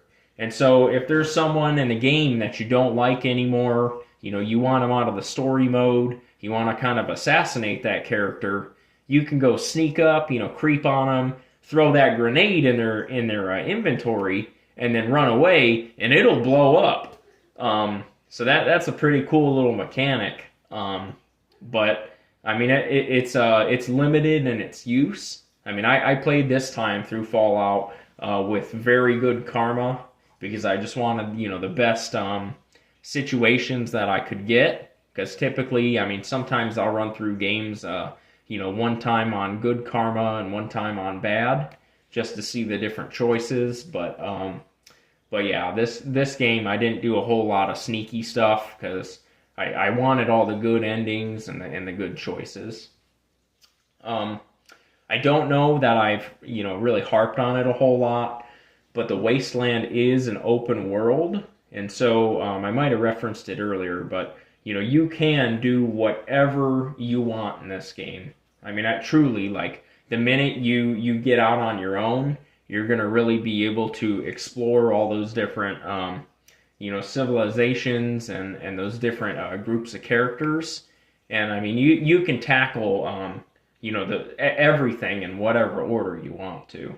But pretty much the way I ran through this game, I did the main story first, all the way through until completion. And then, and you'll know which quests are typically going to be like the storyline quests. And then I did the all the DLC packs is roughly in order, if I remember right, in the order that they came out. And once I finished the DLCs, I started mopping up all the side missions. And a lot of these side missions you can skip on accident. So you're going to want to look up a guide, probably online, or if you have the paper copy of the the Fallout 3 strategy guide. I'm sure they made a strategy guide for this one. You're going to want some kind of resource just to make sure that if you want to experience all the storylines in this game, you're gonna want to make sure you don't miss any. Because when I finished the game, I actually got to a point where my quest screen that's in the Pip-Boy, it was completely empty. And so I was like, oh, I figured, I filled every quest in the game, I completed everything, and that wasn't the case. I mean, there was like 10 side missions that I still had to mop up. There's a couple, I think, the quest Stealing Independence, I didn't know about. And that's one where you actually find the Declaration of Independence and recover it. And I completed that one today. And I also went back and did a quest called Agatha's Song, which is where you get a special violin for an old woman who lives out in the wasteland. And so, if you want to experience that kind of stuff, you're going to want to go back and double check that you did everything. Now, I did mention there's several towns and civilizations out in the wasteland. So you're going to go through several different areas in the base game alone. I mean, the DLC is even more phenomenal for variety and different places that you're going to travel to. But pretty much this game is kind of located around Washington, D.C., And so, you're going to go to like the Washington Monument, the National Archives. You're going to go to a lot of, different, just, structures you'd maybe know if you went on a tourist trip to Washington, D.C. There's the starter town that I think I've referenced earlier, Megaton, and that's where there's an undetonated atomic bomb. There's Rivet City, which is pretty awesome because that's a beached aircraft carrier where all the wasteland survivors have kind of built up a town inside of it where you can trade and barter and get quests. There's even there's a place called the Citadel where the Brotherhood of Steel is going to hang out, and they're one of the factions of the game that wear the green power armor, so you'll get to know them. There is Underworld, which Underworld is an underground. I believe it's in a history museum, and it's where all of the ghouls primarily live, because certain in the wasteland there's creatures called the ghouls, and a lot of them have decayed flesh on their body from all the bombs and the radiation, and some of the characters that do not have decayed skin, the regular humans in the game are kind of, they discriminate against the ghouls, so they're kind of in their own city, and there's even a place called Little Lamplight, which Little Lamplight, if I haven't talked about it already. It's a city that is entirely made of children. And so, you're going to roll up on this fort, and it's like heavily, it's geared up. I mean, it's like a civilization, and this, this little fart head, fart knocker kid's going to come out with a gun and be like, yo, what are you doing here, dum-dum? It's kind of weird because that's something you don't see in a lot of games is children in kind of like war zones and things like that, because it's a lot of these games are super like politically correct and kind of wokeism and whatever else. So that was a pretty unique feature that I don't think you could put in a video game nowadays, or it would be very hard to. But yeah, you're gonna probably get to there at some point in the main storyline. And there's dozens that I'm not mentioning. There's Tenpenny Tower, which is a tower where all like the really high class ritzy people have moved in, and they're kind of living like it was before the war happened. They're kind of like untouched by time there.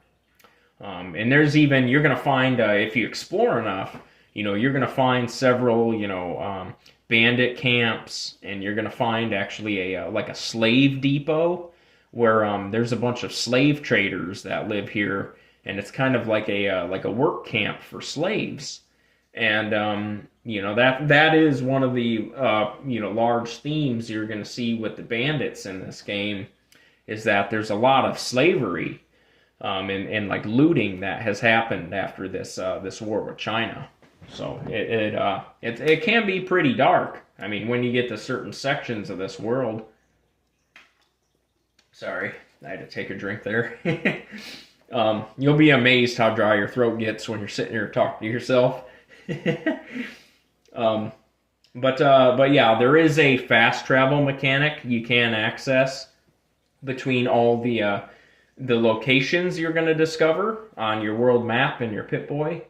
And now you can see, all of the, once you discover a location, a little icon is kind of implanted on your map. And, you're going to get some experience points from locating those areas for the first time. But the main thing that you're going to want to know about when you are exploring and finding areas on your map is that once you find them, as long as there's no enemies around, you can fast travel almost at any point in time as long as you are outside of a building.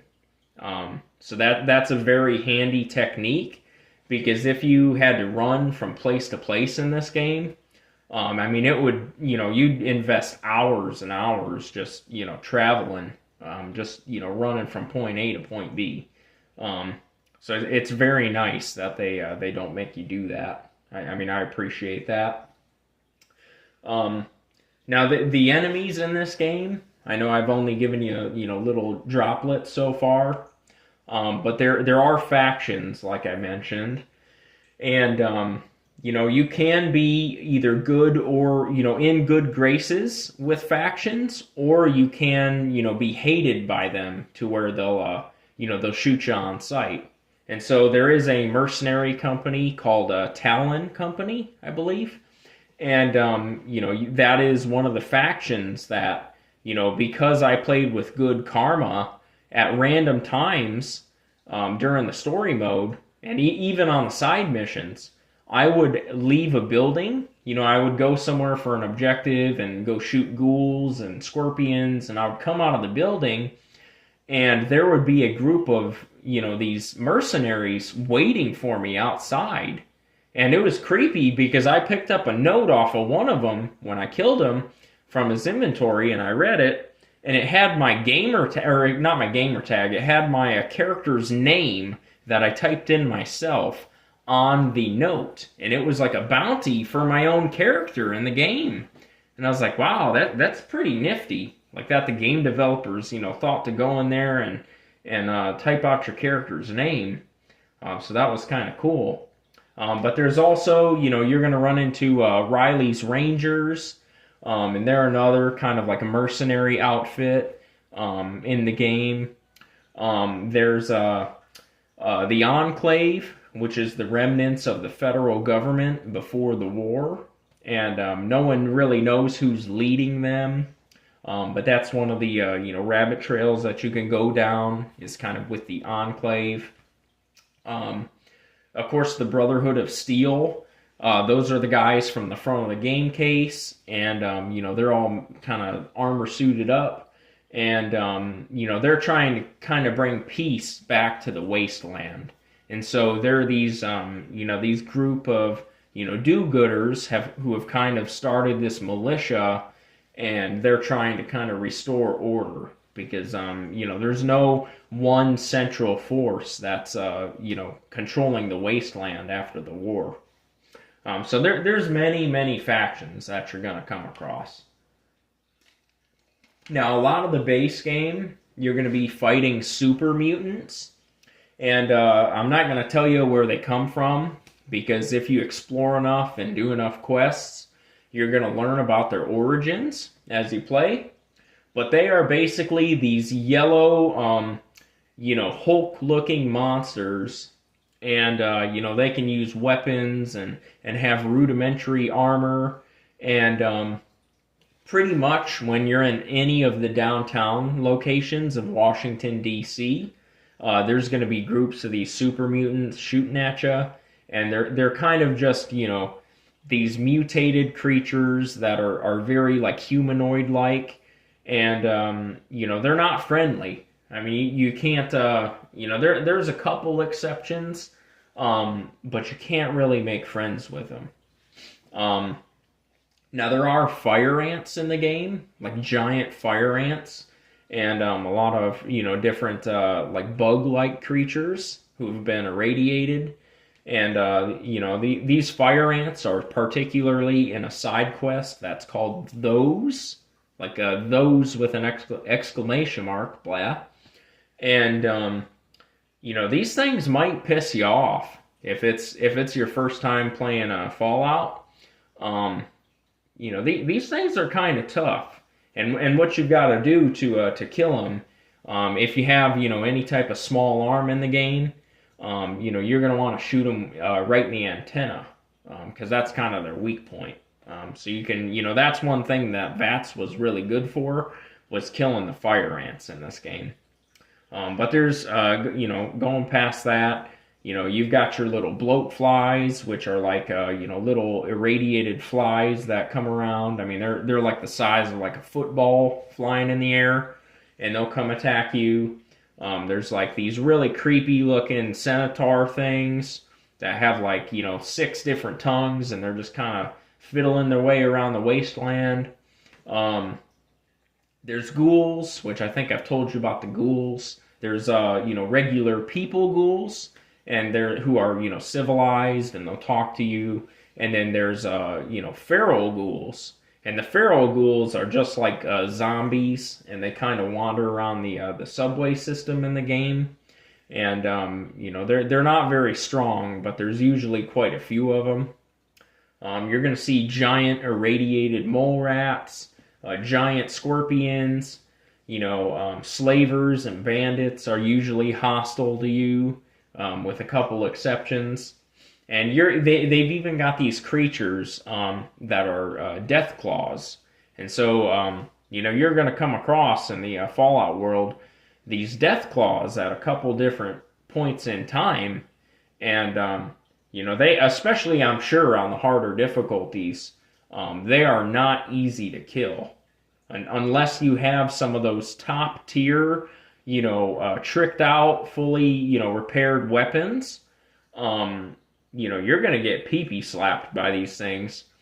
And, they can take out a sizable chunk of your health in one hit.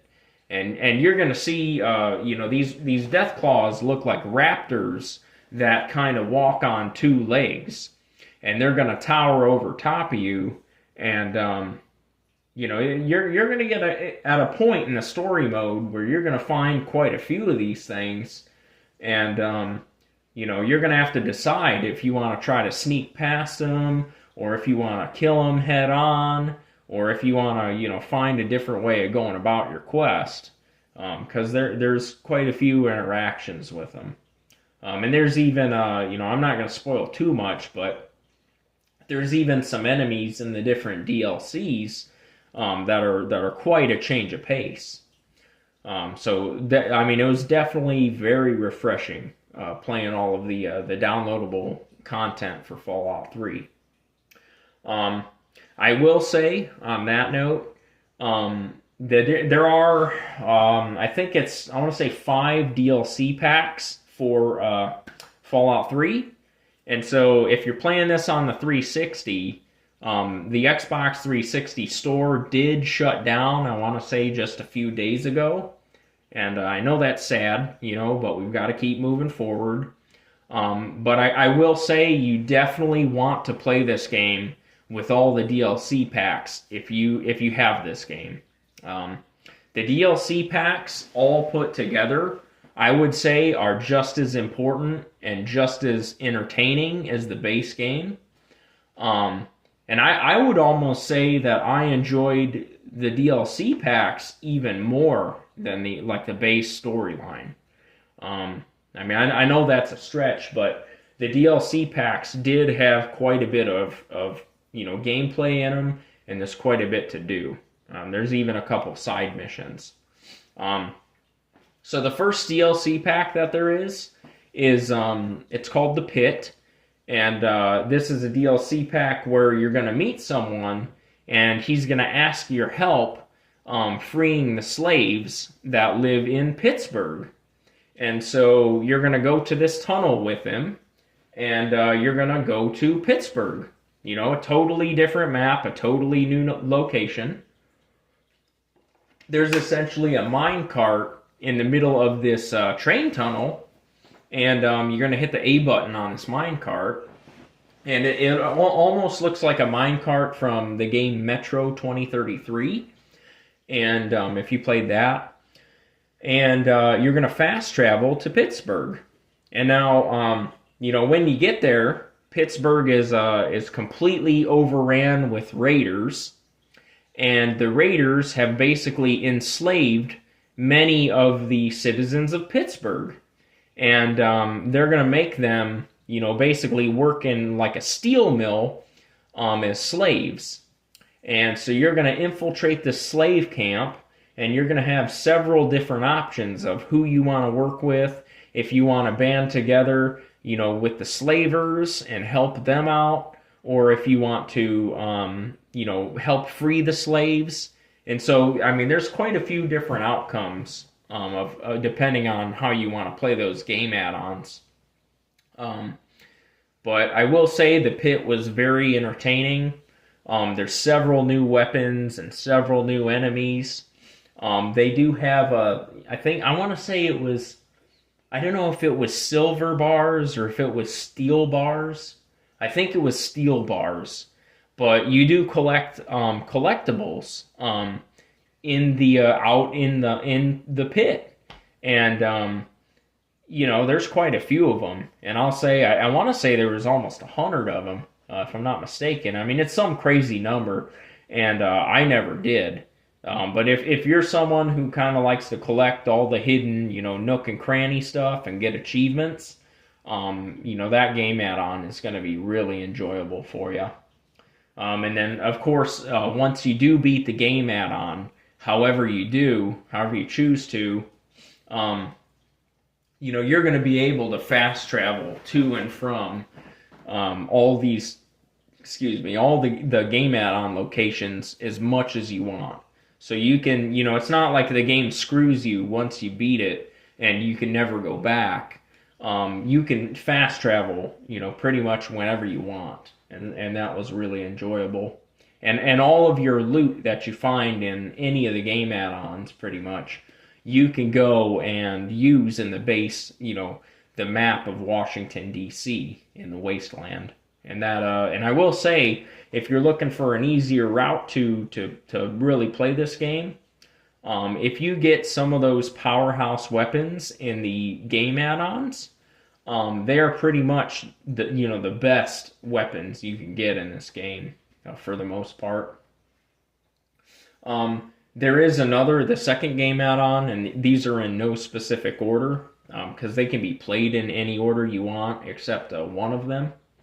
But the second game add-on is Operation Anchorage, and Operation Anchorage is basically this game add-on where you're gonna go to a particular spot in the Wasteland map, and there will be a new group of characters who are essentially outcasts from the Brotherhood of Steel clan, and so you're gonna talk with them, and they're gonna ask for your help getting into a computer simulation to open up an old armory that they found. And so, you're going to put on the suit and, hop in the chair. And when you do that, you basically get sucked into, like a training simulation for the U.S. Army back before the war with China.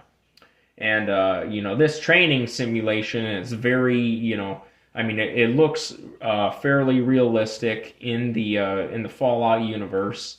And you're going to be playing as someone in the army for basically like a training game or training aid. And if you die in the simulator, your character actually dies out in the wasteland. So you actually want to try and put some effort forth because you can get stuck in the Operation Anchorage simulator. But basically, you're going to play through the war with China, and you're going to be playing in Anchorage, Alaska, running around bases there in the snow and, shooting Chinese soldiers with, Chinese assault rifles and stuff. And, I will say, out of all the game add-ons, this one is the most linear, because it is kind of like mission-based. I mean, you're going to go from mission to mission without really any free roaming. But I will say, this is one of the better game add-ons for the rewards you get at the end of it. Because, there is the potential to, once you get out of that training simulator, you can actually, go in the armory and find some really cool stuff. I'm not going to tell you what all the things are, but, you're going to find a couple melee weapons that you didn't know were there. You're going to actually find a suit of Chinese assault armor, I believe, or no, Chinese stealth armor. That's what it is. And once you get that, go ahead and put it on your character and just crouch down. I just want you to crouch down because it has a very cool attribute, and it's extremely OP. I mean, it's gonna really be to your benefit to pick that up and crouch down. Um, so definitely do that when you get to the end of the game add-on. Um, but yeah, so DLC number 3 is called Point Lookout, and Point Lookout may have been. I mean, it was either my most enjoyed game add-on, or it was. I mean, it was maybe comes in second. But Point Lookout is basically another place that you'll travel to, and you're going to travel on a ferry boat that comes all the way to the north of the wasteland in DC. And when you get on the ferry boat, it might piss you off if you're early in the story because you're not going to have a lot of resources. But Point Lookout, the captain of the ferry boat actually wants you to buy a ticket. And I can't remember how expensive the ticket is, but I want to say it was like 1,500 caps in the game. And that's not easy to acquire when you're, first starting the game. And that's only a one-way trip. So if you want to come back from Point Lookout, every time you do that, you want to buy another ticket. And so it's really in your best interest, once you start the Point Lookout game add-on, to hop on the ferry and buy one ticket and then just go hammer out, that entire game add-on. Because I think that's going to be your best bet to save money in-game.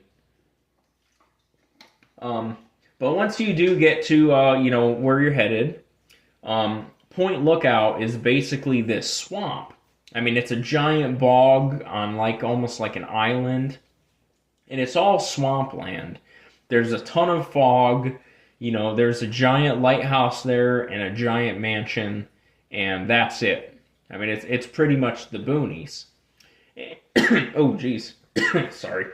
And anyways, so you're going to get to this, swamp, and the first thing you're going to want to do is head to the mansion. And in the mansion, you're going to meet 2 different factions. You're going to meet a ghoul who owns the mansion and is very, well off. And you're going to meet a group of slavers who are attacking him.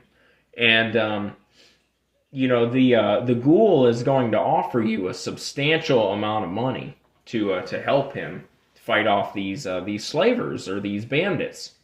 And so you do, and after the battle's over, he's going to ask you to infiltrate their group and find out, why they're attacking him and where their leader is. And if you do this, you're going to have some choices to make once you find out the reasoning. Because you can either side with the ghoul, I believe his name was Desmond, or you can side with the leader of this, bandit outfit. And I will say, whatever way you go through this game add-on, there are some really weird sections to this game add-on. There's a couple really hard sections to this game add-on. There's a couple side missions, there's things to be explored. And I will say this one I was just very, very impressed with. Because, at several points, I didn't even feel like I was playing Fallout 3 anymore. I mean, it was like a completely different game. You're going to see several different parts because there's not really the same enemies so much in this game add-on. There's a lot of these irradiated hillbilly looking zombie creatures or people. And a lot of them, it kind of makes the game turn into a horror game because it's very creepy and it's always very foggy and very dark and rainy. And, you're going to find out as you go through that a lot of these hillbilly creatures are growing this punga fruit. And the punga fruit is almost like a marijuana type of, drug or an opiate. And, that's what all these creatures and these people are taking on this island. So it's very interesting. There's also an optional side mission you can do where you're actually gonna brew some moonshine with a woman that you find on the island or in the bog, and I just thought it was a really really fun game add-on. The only thing that does suck that I will warn you about is that the reward for beating the Point Lookout DLC, it kind of sucks. And even though I enjoyed my time playing Point Lookout, and I enjoyed all the experience points that I got for my character, I was pretty pissed off when I beat it for the first time because they tell you, they kind of string you along this whole DLC, and all the characters tell you like, oh hey man, if you help me out, bro, I'm gonna give you something good, and they're like grabbing their goatee and like twisting their mustache, like the freaking Pringle man, and they're stringing you along, and you play this giant ass DLC, and you chop through it bit by bit, and I'm not gonna tell you what the reward is. I mean, you can see it yourself. But I actually, when I beat the game add-on, and they told me like, oh hey, your reward's right over there. I went over there. I went in the room where this reward was at, and I was looking around for like 5 minutes. And I was like, well, I guess I'm gonna have to Google it. And so I hopped on Google, and I punched in there. I'm like, where the hell's the deal? The DLC, like the reward. And sure enough, I went in the room after I read what I read, and I looked on the table, and there it was. And I picked the thing up. I'm not going to tell you what it was, because I don't do spoilers. But, I was pissed off.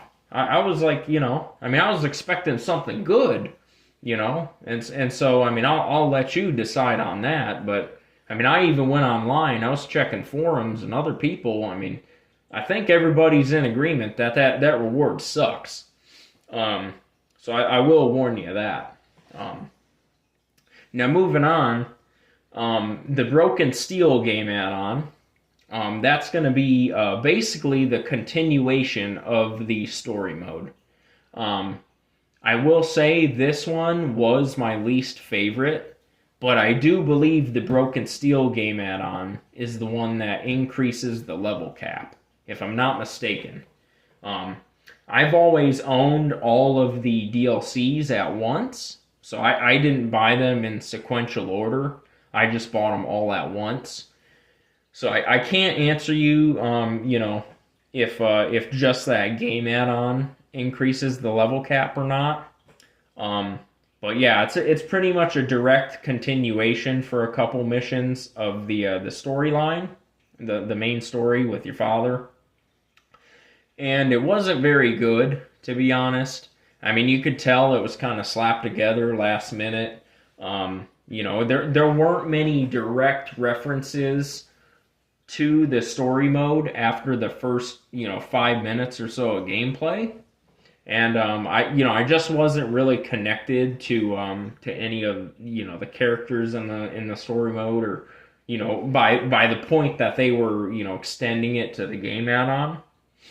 And so, it is more content if you want to, you just don't want the game to end and you want to keep playing. But I will say the Broken Steel levels were kind of slow for me, and I was kind of having to force myself to chop through it. But I will say, there's a fifth and final game add-on that did come out for this game. And it does make up for the shitty reward and the Broken Steel game add-on. And that game add-on is called Mothership Zeta.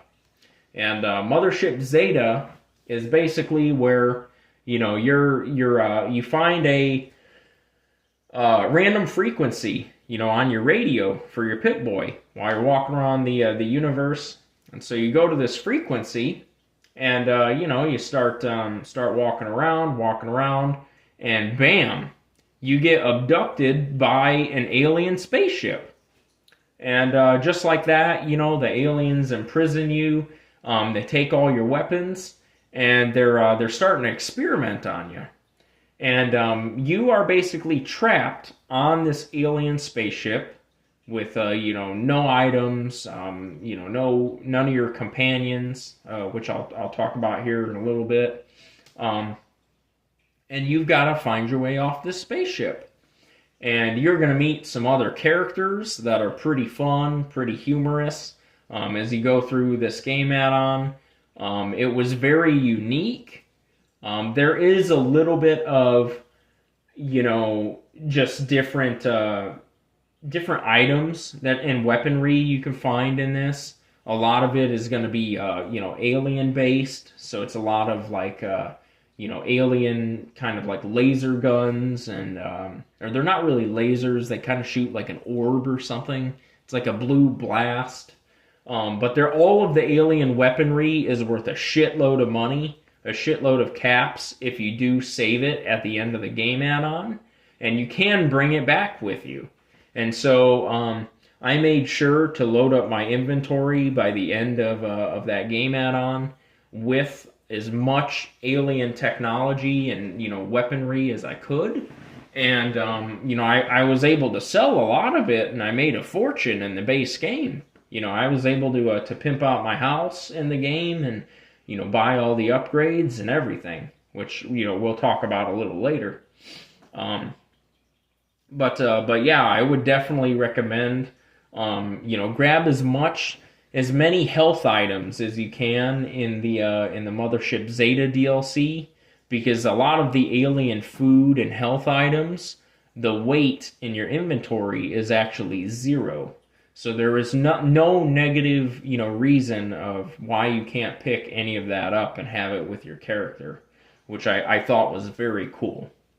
And then, of course, if you do have the repair skill upgraded, which, I upgraded quite a bit throughout the game, you can actually pick up, several copies of the alien rifle that they have and the alien, pistol. And once you get back to the wasteland, you can keep using those items and use the copies to repair your laser rifle as they deteriorate. And that helped me quite a bit of being able to just run through some of those side missions and things like that. So yeah, definitely. I mean, I won't say too much about it other than it has a very surprise ending, a very fun ending in the Mothership Zeta DLC. Voice crack. And just chop through it and let me know if you thought it was as good as I'm saying. But yeah, so those are the 5 DLCs. You can typically get them all on one disc. So there are a couple versions of this game. For the 360, they do have, the base model of the game, Fallout 3. So you're going to see the one that just has the, the guy in green power armor, and it just says Fallout 3 on the cover. And that one, if you're looking for Fallout 3, I mean, there's no reason why you shouldn't be able to buy it, because even the base game is good by itself. And, I've been, collecting 360 games for several years now. And I've seen Fallout 3, the base game, for $2.99 USD, for several years. So for like $3-4, if you go to your local game stores like GameStop or pawn shops, for $5 or less, you should be able to get a copy if you want to play this game. It's cheap as hell. So there's really not an excuse if you want it. Now there is I've seen for Xbox One, they do a lot of like remastered 360 games, or not really remastered, but re-releases. And there is a copy of Fallout 3 Game of the Year Edition that was released in an Xbox One style of case.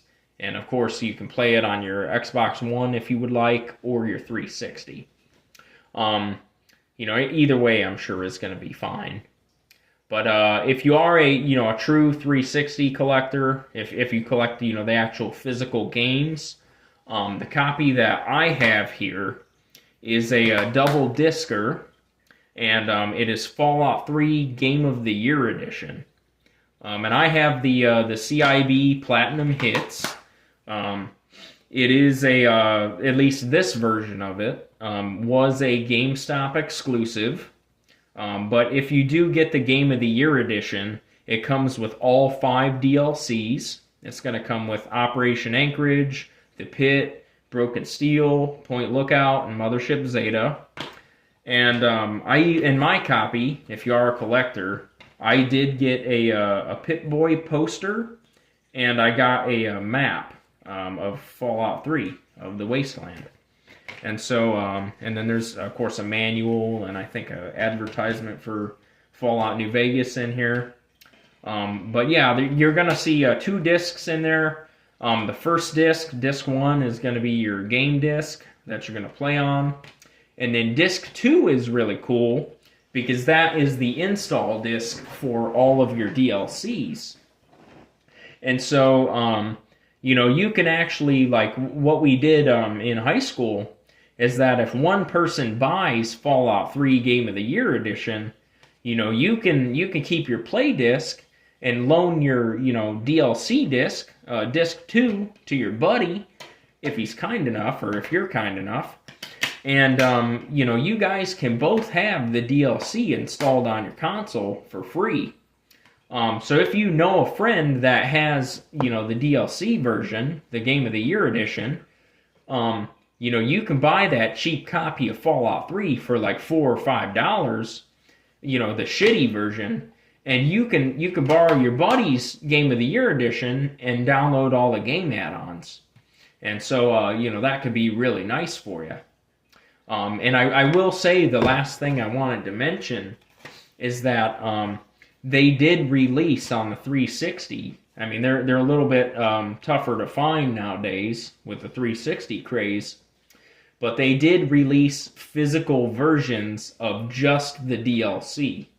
And so I do have a couple of these. Some of them are in storage, but the one that I have here is it's titled Fallout 3 Game of the Year, Game Edition Pack, and this one is for Broken Steel and Point Lookout. And so if your buddy also has this disc, and not the DLC on the Game of the Year edition, you can borrow 1 or 2 of these game add-on packs, and you can at least play a couple of them.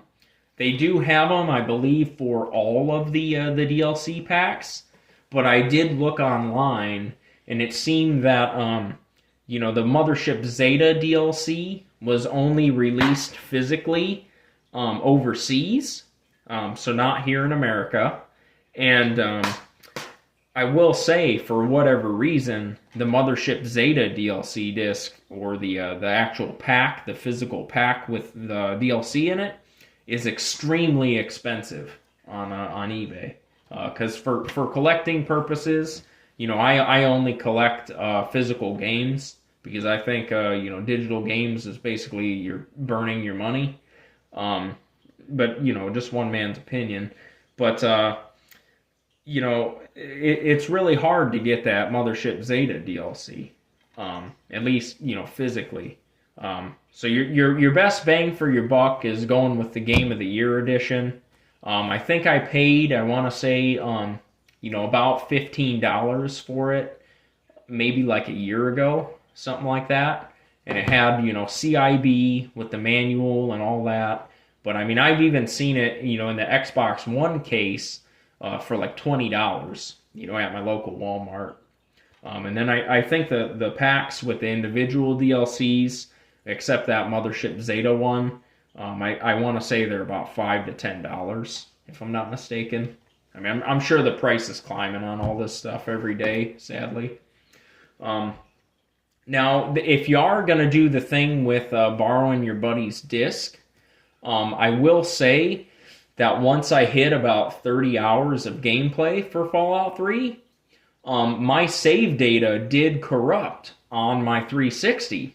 And, we were going to talk about this a little later, But I actually, to get my game to work again, because I had to Google all the, what the hell's going on with my game save, and I had to uninstall and delete every single game add-on because that's what corrupted my file.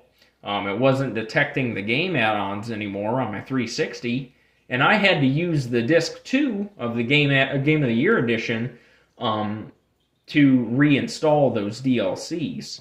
And so if you are, because you're not going to probably be downloading them off Xbox Live anymore because, the marketplace is shut down. But if you do borrow one of those game discs, you could be in trouble. Because if what happened to me happens to you, you're going to be screwed. And so, or have to borrow your buddy's game disc again. And so, I just be careful. I think the best bet is to, get the Game of the Year edition if you can. Or at least, find a way to play the DLCs because they are very good. Now, I will say the PC version does have mods. So if that's something you like in your game, Fallout 3 and Fallout New Vegas and any of those Bethesda games like the Elder Scrolls, back when they were popular, people always wanted to buy them on the computer because they were one of the first games, of kind of like this, console generation that people were doing some serious mods for. And so, I even remember seeing back when this game came out, or, maybe a couple years after, somebody actually made a local multiplayer mod for Fallout 3. And so, basically, one character would run around in first person like normal, and I believe the video showed, a second person controlling like the number pad on the computer and controlling one of the NPCs in the game, which is pretty cool.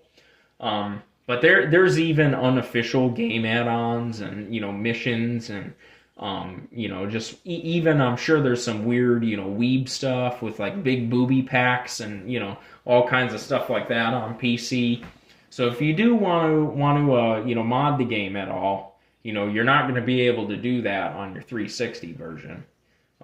But with that being said, I just invested let's say 40 to 50 hours into this game on the 360, and it ran, for all intents and purposes, I was able to do what I wanted in it. So yeah, that's just some considerations for you. I did forget to mention to you, there is a collector's edition of Fallout 3 for the Xbox 360. And I believe you got a bobblehead with it and, like a little lunchbox and some other things. But that, if you do find that version is extremely, extremely expensive. And so just a heads up on that. Now going back to the game, you will find bobbleheads scattered throughout the wasteland, or especially if you look up a guide, you'll have the opportunity to find, several of these little Vault-Tec bobbleheads that look like the Pip-Boy character, kind of hidden around. And what those bobbleheads do is that they'll actually increase your special stats. And so if you find, one of the bobbleheads, you'll pick it up, and then when you get one of your homes in the game, or your houses, you can go in your house and put it on your bobblehead stand, and it'll display there for you, and it will, permanently increase like your, strength, your endurance, your luck, any number of those things. So just make sure if you see them, you pick them up, or if that's something you're interested in finding. Now, any of the houses in the game, as far as I know, there are 2 housing options. The first you can get in Megaton, and you can store a lot of your stuff there, and you can even get upgrades of how your house looks on the inside. You have a personal, a robotic butler who will tell you jokes. And, you even have something like an infirmary where you can heal yourself and get rid of your radiation. You can get like a chemistry set or like a home lab, and it will actually brew some of the drugs in the game for you. So you can use like Psycho or Stim Packs or different just stuff you would want or want to find anyways. So it's really handy to have the house unlocked, and you can get it pretty early, depending on your choices. But and there is also a house, I believe, in Tenpenny Tower, and that just depends on how you go throughout the quest line. I don't want to spoil anything for you, but just know there are homes available that you can store your stuff in, and I definitely would recommend getting a house in this game. Because it's just really, really neat because you can decorate it how you want, and when you have a bunch of extra crap, you don't have to just sell it all the time, or drop it on the ground. You can actually put it in storage, which is really nice. And you can buy a lot of the upgrades, right at a shop like Moira at a Megaton. Once you unlock your house. She will actually let you buy different upgrades from her store. And so that's one way to do it. And of course, you'll have to have the right amount of money. So, you get money by picking it up off dead enemies. You can get one cap or one, basically in-game dollar by drinking a Nuka-Cola. And so it's literally, all the bartering in the game is done with Nuka-Cola caps. So the soda that you'll find from before the war in the game, that's what people use as currency. And then, of course, you can trade, directly with the different vendors in the game. So you can, any of your extra armor you find, any of your extra guns or guns you don't like anymore, anything like that. You can barter with them and kind of haggle the price down. And not to mention completing quests too. That helps quite a bit for getting money. And then earlier, I did mention to you that you can find companions in the game. And so, I've noticed a couple of these companions don't jump out much. So, like, a couple of them are optional that you can miss. But, you will come across, like, several friendly characters that if you engage in the right, decisions, you can have them follow you and help you fight creatures. There is a dog pretty early in the game you can get to follow you. But he is missable, so you want to be careful there. In some story set pieces, you can get temporary characters to follow you and help you out. And then I want to say that you can also hire mercenaries to help you. I believe that is a mechanic in the game, but I didn't use that this playthrough. Now companions, the only thing that is a little annoying with the companions, especially if you get a larger size companion, because they're not all the same size. When you're running around, searching room to room, trying to loot stuff, trying to pick up ammo, they will stand directly in your way. And so several times I've tried to jump past them, I've tried to push them out of doorways, and it can get pretty annoying. And so you want to be careful with that. I've actually dismissed a couple of my companions through the game just because they were blocking me from getting the shit that I needed to get to. I will say you can turn hostile towards your companions. It's very hard, but if you do intentionally shoot them, they will fight with you. So you probably don't want to do that. I will say if you dismiss them and tell them that they're no longer needed, you can usually find them again, wherever they were located at. And so, there's a number of companions that you could swap out and have with you through a majority of the game. But in general, I tried to just get through the game by myself because I just with the game engine, on Fallout 3, a lot of them were just really kind of blocking doorways and standing in the middle of cutscenes. I mean, sometimes there would be like an emotional moment in the story, and I'm talking to like a supreme commander at the end of a big battle, and the way the camera zooms in, I just see my followers, fat ass sitting in my camera view, and it's just zoomed in perfectly right on their ass, and until that conversation's done with, you can't do anything about it. And so, after that happened quite a few times, I just said screw it, and I sent my follower home. But they are, there are companions available in this game. And now I did mention once already, of course, I did have that save data corruption while I was, passing through the game. Just be careful of that. Because like I said, it was the DLCs that did get corrupted, and then I had to reinstall all of them. But aside from that, Fallout 3 for the most part, I mean, it played okay. It was playable on the 360, but there are several loading screens that you're going to have to wait for. I mean, pretty much everything you're going to have to, load, which is, I mean, it gets pretty tedious.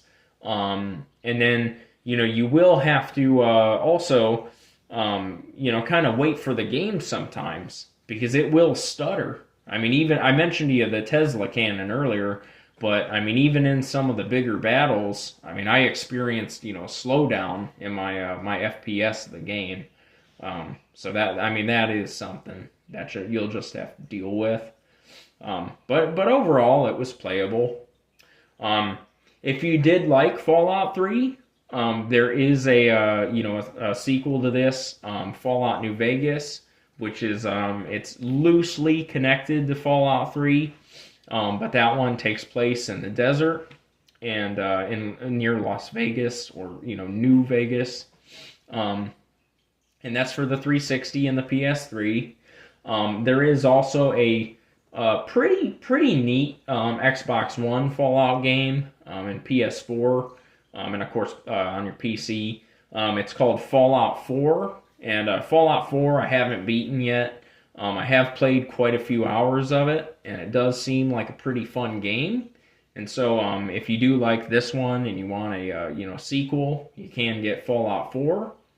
And then I have no experience with this one, but there is a multiplayer version of Fallout available on a lot of your modern consoles, and that is called Fallout 76.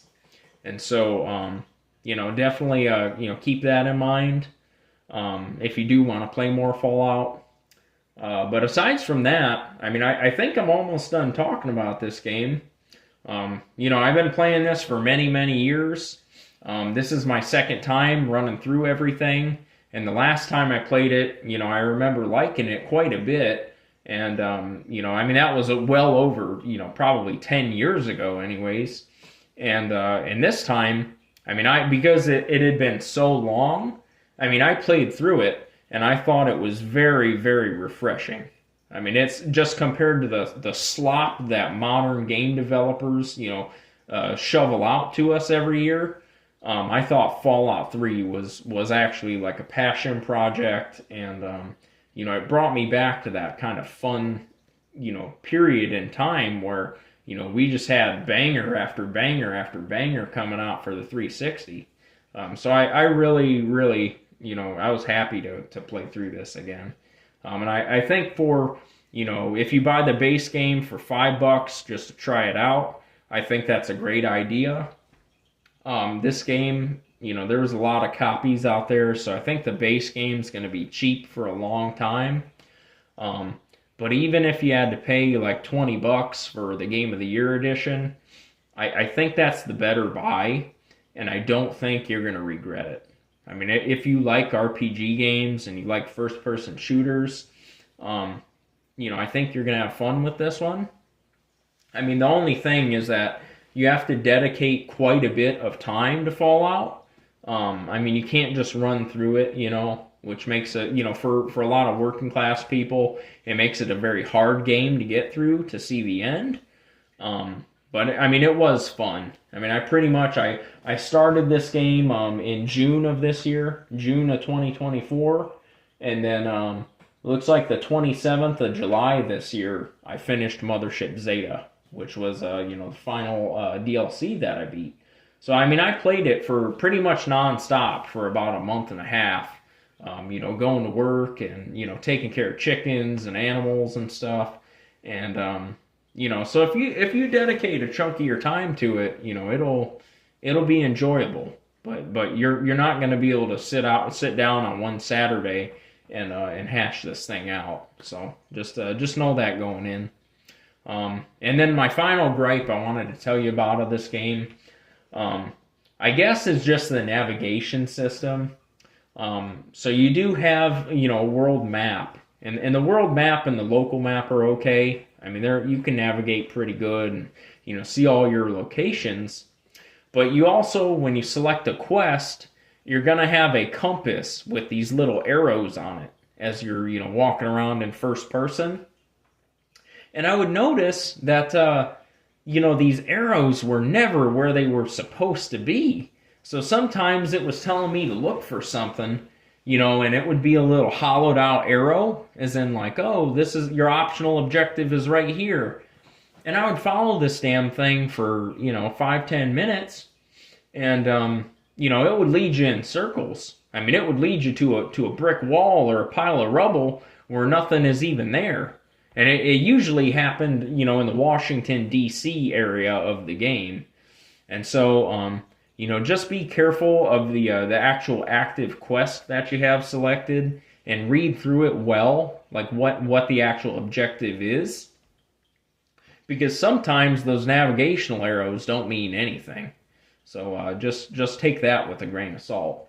But by all means, I mean, it wasn't a game-breaking experience or anything like that. But yeah, so that's Fallout 3. I would generally recommend it to you guys. And if you listen this long to this show, thank you very much. That Xbox Boomer project is something I'm passionate about. I've always wanted to talk about 360 games.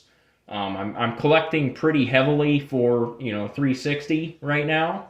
I'd say I probably have about 450 games for the 360 physical, and in storage I probably have about twice that.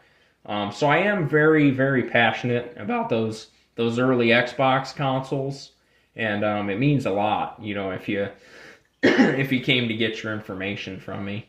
And then I guess just on heading out, I just want to reiterate that this is an audio show. It's for right now, it's audio only, and it's gonna stay that way for a little while. So thank you for bearing with me. And then I did make a mistake 2 videos ago on my Condemned Criminal Origins video. I actually said the game had only come out for PC and the 360, and that's actually not true. Because that is true. Blah. There was no PS3 copy of Condemned Criminal Origins. So just please keep that in mind. I do make mistakes, but yeah, I'll let you go. I hope you have a great day, and God bless you and your family. Thank you again.